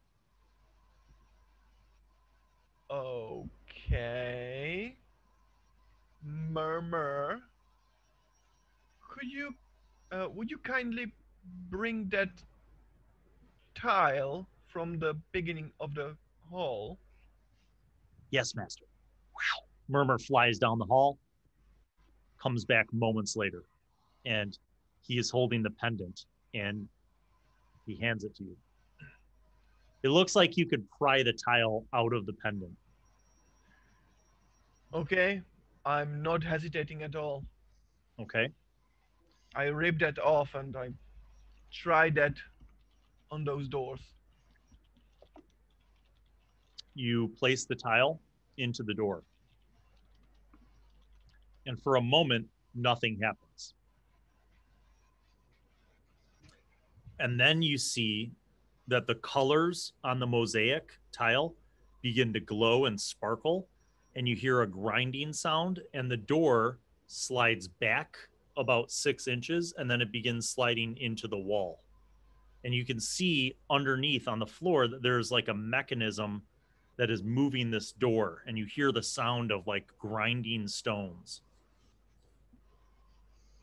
I'm gonna turn and look at the bodies to see if they are doing anything.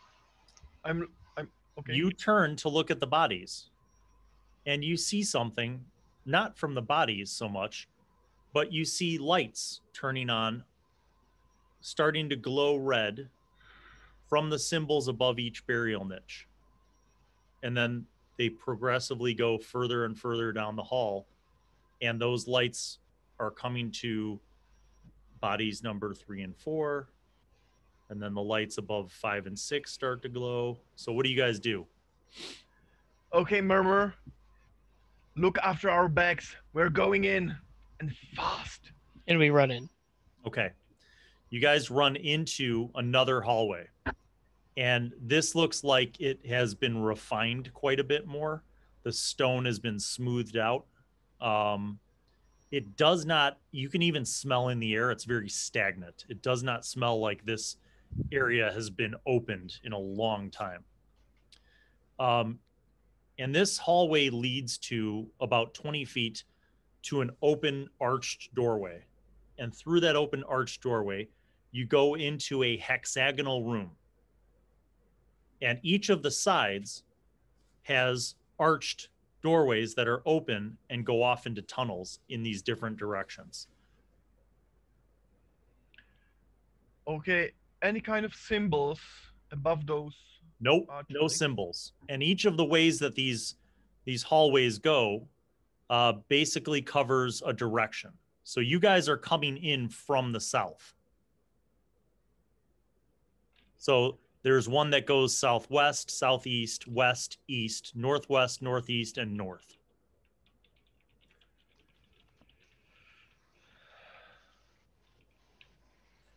Okay, what do you think, man? As you're standing there, roll perception checks. 4, so 3. 4 minus 1. 7. Okay. Harley, you get a telepathic message from Murmur. And it's like, Master, the bodies of the dead are crawling out of their burial niches and walking down the hall towards you. Okay. Fast, come back to me, and we'll stand our ground. Okay, so you guys are in the hexagonal room. There are hallways designed nearly the same going off in each direction for as far as your torchlight can see. Which direction do you want to go? Okay, I quickly glance all over the room, and as I'm looking, I tell the angler, okay, we have to choose quickly or else there'll be company in like half a minute. So north or west? So again, Or what you do have think? you have north, northeast, east, southeast. South is where you came from. Mhm. Southwest, west, and northwest. Something tells me that that the captain said something about northwest. Yeah, So- did I say hexagonal? I meant octagonal. Yeah, You- an I octagonal. got I was I just got that. typing that. Sorry. I got that. So sorry, go ahead, Harley. So I presume that when the captain was speaking about northwest, so we should head there because Okay. that's our best chance. Okay. So you guys start walking down the northwest hallway. You travel down this hallway, and after you go about 30 feet, you see that there are stairs, stone stairs, that go further down. Okay. So man, would you go first or should I? Gonna walk in front of Haley and go downstairs. Okay.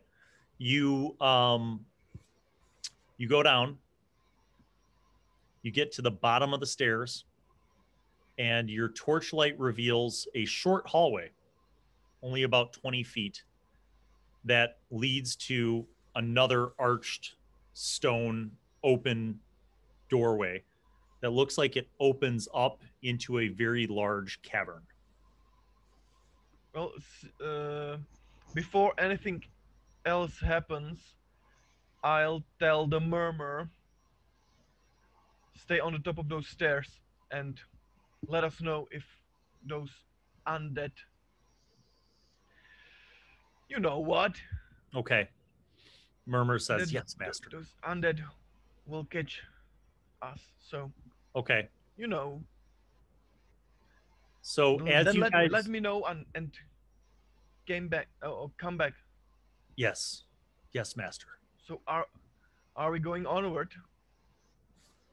What do you think, Angler? I'm gonna nod my head and say onward. Okay. So You we'll guys go. walk the 20 feet and you get to this arched doorway. And within the 30 feet or so of torchlight and lantern light that you see a huge open cavern.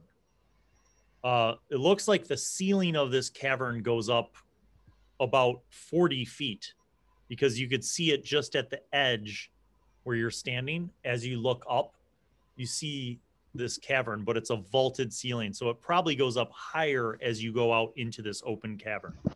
And in this open cavern, basically what you see is almost like an underground town. You see buildings. You see stone buildings, very old stone buildings. And like you see a cobblestone street that leads right ahead of you.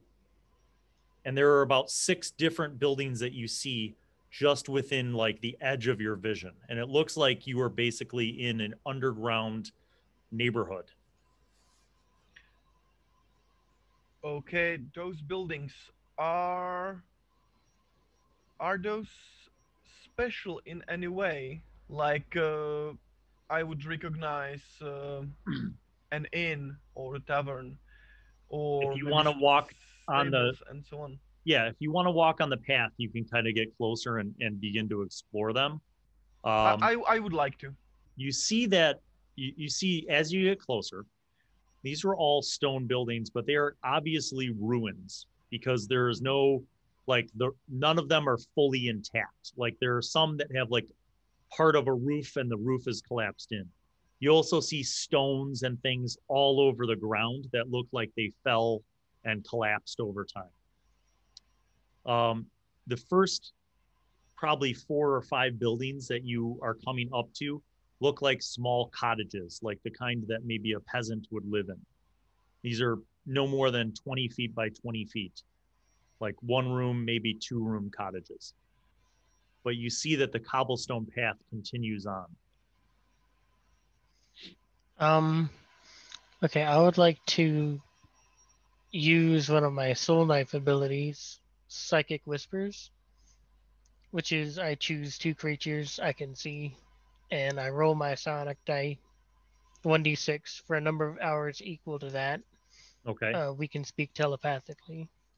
Oh, perfect. And it also says first time you use this, after each long rest, you don't expend an energy dice. All other times you use this power, you expend the die. So I'll still have the 4 uses that I do. Okay. Do you want to roll that d6 for me? I sure will. I will use the dice roll. All right. Okay, so you have 3. 3 hours. And for this, would you say I could speak freely, or would I still Yeah, have the absolutely. curse? Okay. Because So yeah, because you essentially you have the telepathic communication with Harley and Murmur. all right. I think not with a murmur because he's not Oh, there. yeah, you're right. So Yeah, so just Harley. okay.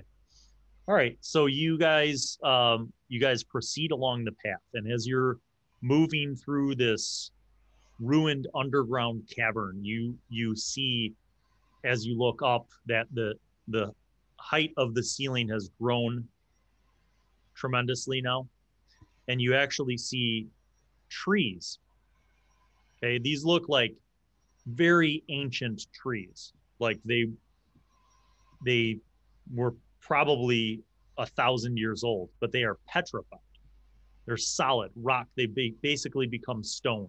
And these trees in between the houses grow up, and it looks like they go up as far as your light can show. Okay, so let's say what's the time between now and when I left the murmur at the top of the stairs? Oh, like 1 minute. Nothing. Okay. Yeah. So just a blink of an eye. Okay. Murmur, stay there for like another 5 minutes and then come back to us. We need Okay. you there. Okay. So here's what I'm going to have you guys do. Make investigation checks, because I'm going to assume that you're going to kind of explore this underground neighborhood. 7. Okay, that's 9. Okay.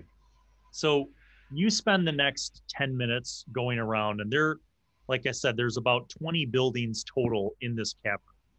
And you notice, again, as you go from like one area to the next area, you will occasionally see these ancient trees, which have become like petrified stone, that lead all the way up, for as high up as your lights will reveal. And you can no longer see the ceiling of this cavern. But you find some buildings that are completely destroyed, and they're just covered in stone and dirt, and then other buildings that are a little more intact. And eventually, like I say, after 20 minutes of exploring, you guys have kind of made your way around this large cavern. Okay, And I'll just ask, should I roll also for the murmur?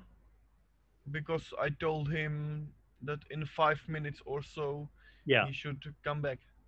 so Murmur checks in with you every 5 minutes. He tells you that there's no zombies coming this way. Okay. So come So here, little boy. he comes back to you, and you guys are exploring around, and he arrives. Okay. Can you tell me what's on the top of those trees? He looks up and he says, they grow into the stone and the dirt. There are big branches. And he looks at the trees and he says, I think these ancient trees are what is holding up the ceiling. Okay, we have one thing out of the list. So, and can you search very quickly a few of those buildings Yes. ahead of us? Because Yes. we're searching for a very particular thing. And I describe him the key we are looking for Okay. in some very basic terms. He's like, yes, I can do this. So I will roll for him.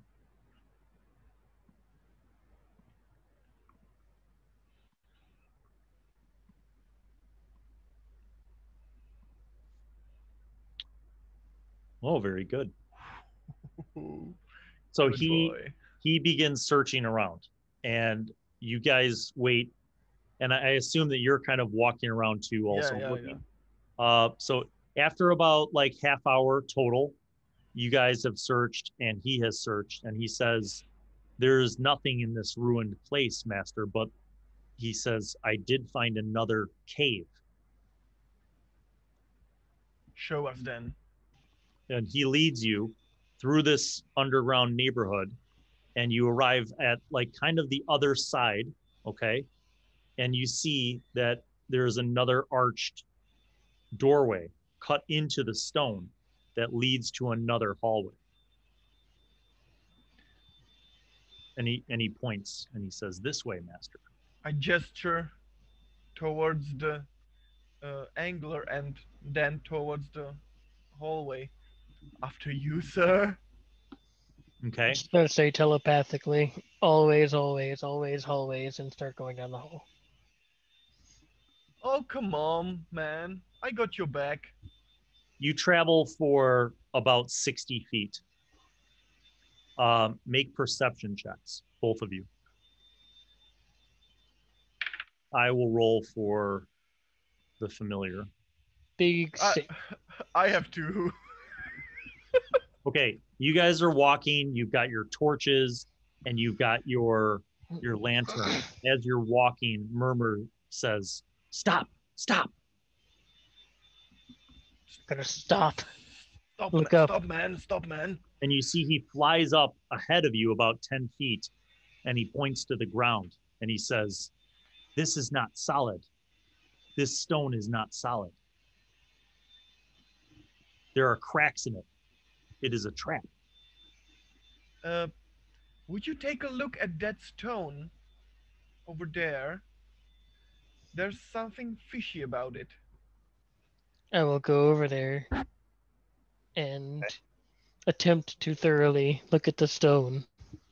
Okay, make another investigation check. I'm about those 10 feet away, so. That is a 6. Okay. You see that the floor here, the stone floor, seems to look like everything else. It's got like a light layer of dirt and sand, but you do see that some of the stone on the floor is cracked. And like right in front of you, over this flying, you see Murmur kind of like flying in the air, and he says, "This is a trap." And he flies a little bit further past. Hold on 1 minute. Have you find something? I'm gonna telepathically say that it just looks like there's a crack here to me. Okay, wait for me. I have a plan. If my imp says that's a trap, I think I'll believe him. And I pull out a torch from the bag and I throw it under that rock. I'm gonna Okay. back up when he does that. You throw it and it just lands there. And Murmur says, you must come over onto this side. And he flies over another 5 feet and he lands on the ground. And he says, "You must come to this side. Fly over." Well, I don't know if you uh, He didn't says, notice, but I can't fly. "Well, you must jump through the air then." I will jump. All right. So you're going to take a running jump. Acrobatics. I'm going to give you two options. Let me look these up first. I want to make sure that you guys don't die on accident in our first adventure. So let me just make sure that I get the running long jump. When you make a long jump, you cover a number of feet up to your strength score if you move at least 10 feet on foot immediately before the jump.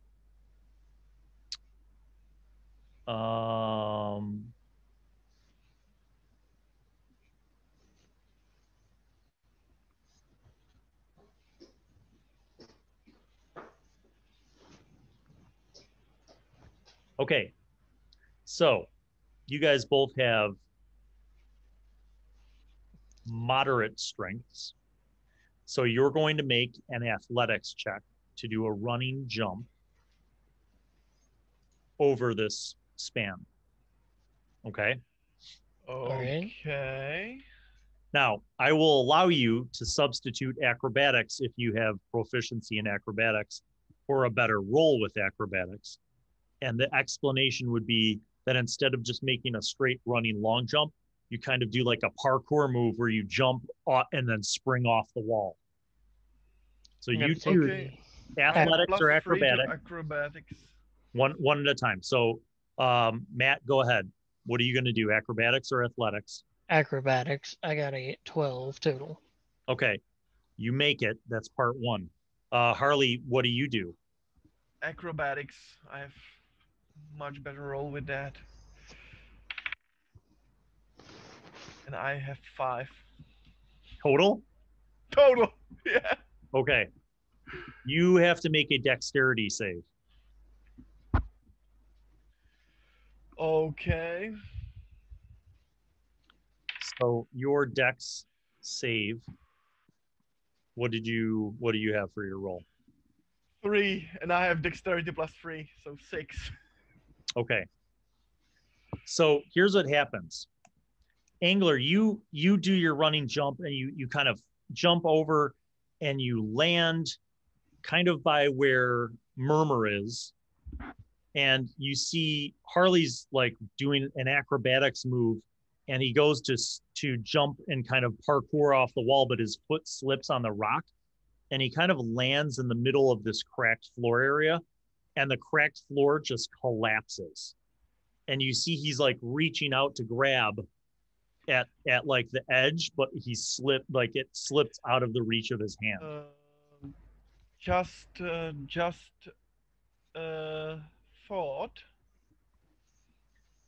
Misty Step is one bonus action. May I use that? Let me see, because it might be a bonus action, but I don't know if this would be considered a bonus action or a reaction because you failed your deck. Yeah. Let me see. I'm just asking. Bonus action. Briefly surround, you can teleport that you can see. Yeah. I'm going to say that you could have used that if you made your deck save. Okay. So could I take out my rope while he's falling and just toss? Well, he's gonna fall. Yeah, but you're gonna catch you're gonna throw him a rope. Yeah. So here's what happens. He falls, and you're like pulling out your rope and you're going to the edge of this trap, and you see him falling down into this pit, and he falls about 30 feet down into this rocky chasm. And that will hurt. Yes, it will. And you will take 7. Actually, that's not bad. You only take 7 damage. So you hit the ground and the air is knocked out of you. Your torch is laying on the ground somewhere near you, and you are on the bottom of this rocky chasm. You look up and you could see the lantern light from Angler, and Angler, you are lowering your rope down.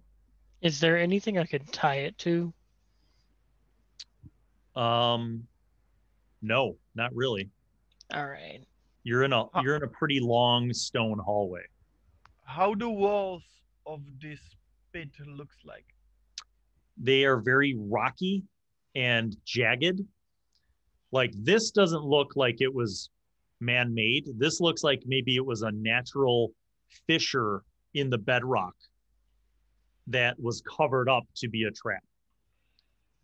Okay, like geologic cavern. Yes. Under the terrain. Okay.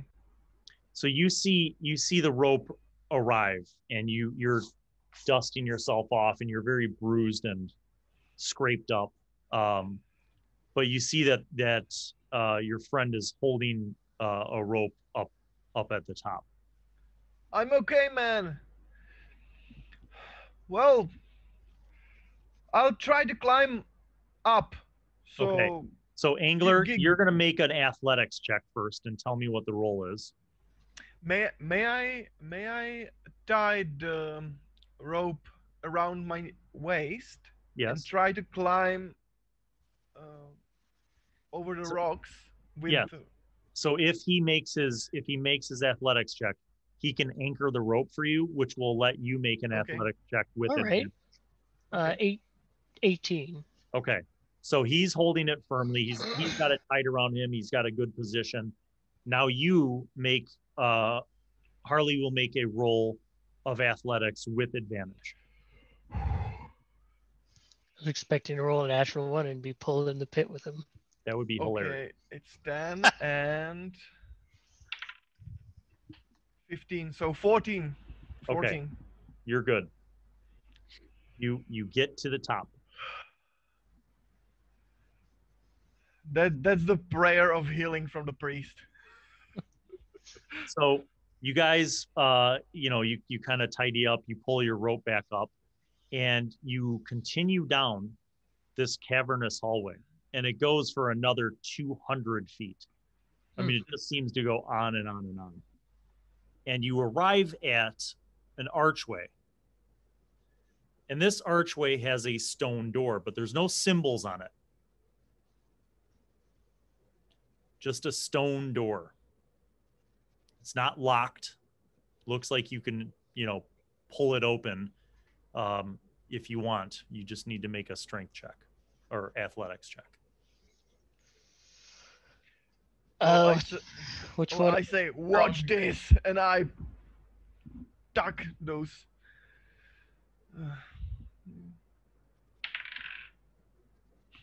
11. Yeah, you're trying, but it's not opening. I'm gonna telepathically say 1. Okay. Let's go again. And I telepathically say to my imp, help me. Okay, 16. Okay, that's enough. You actually pull it open, and it's like the sound of stone that has not been moved, and the hinges themselves squeak, and you don't even open it halfway. You get it halfway and it stops. It just seizes, but it's enough for you guys to slip in. I look back on the angler and I say, "Want to bet gold?" So I'll say sure. As you guys are looking in, you see that this door opens up into a similar cavern. There you see ancient trees that are huge and petrified stone trees that opens up into another huge cavern. But the difference is there's only one building that you see in this cavern. And it's on the edge of your light, like just the bare flickering. You need to get closer to really see what this building is. Well, what do you think? Maybe a vault, or a bank? As you are thinking about this, Murmur looks in, and with his devil's sight and 120 feet of dark vision, he says, "Master, that is a temple, an ancient temple." Well, it is evil, Master. It is a temple to the Dark Lord of Murder, Bane. Well, we're in for a bit of a pickle. That is where we will end this session, gentlemen. You have arrived at the underground Temple of Bane.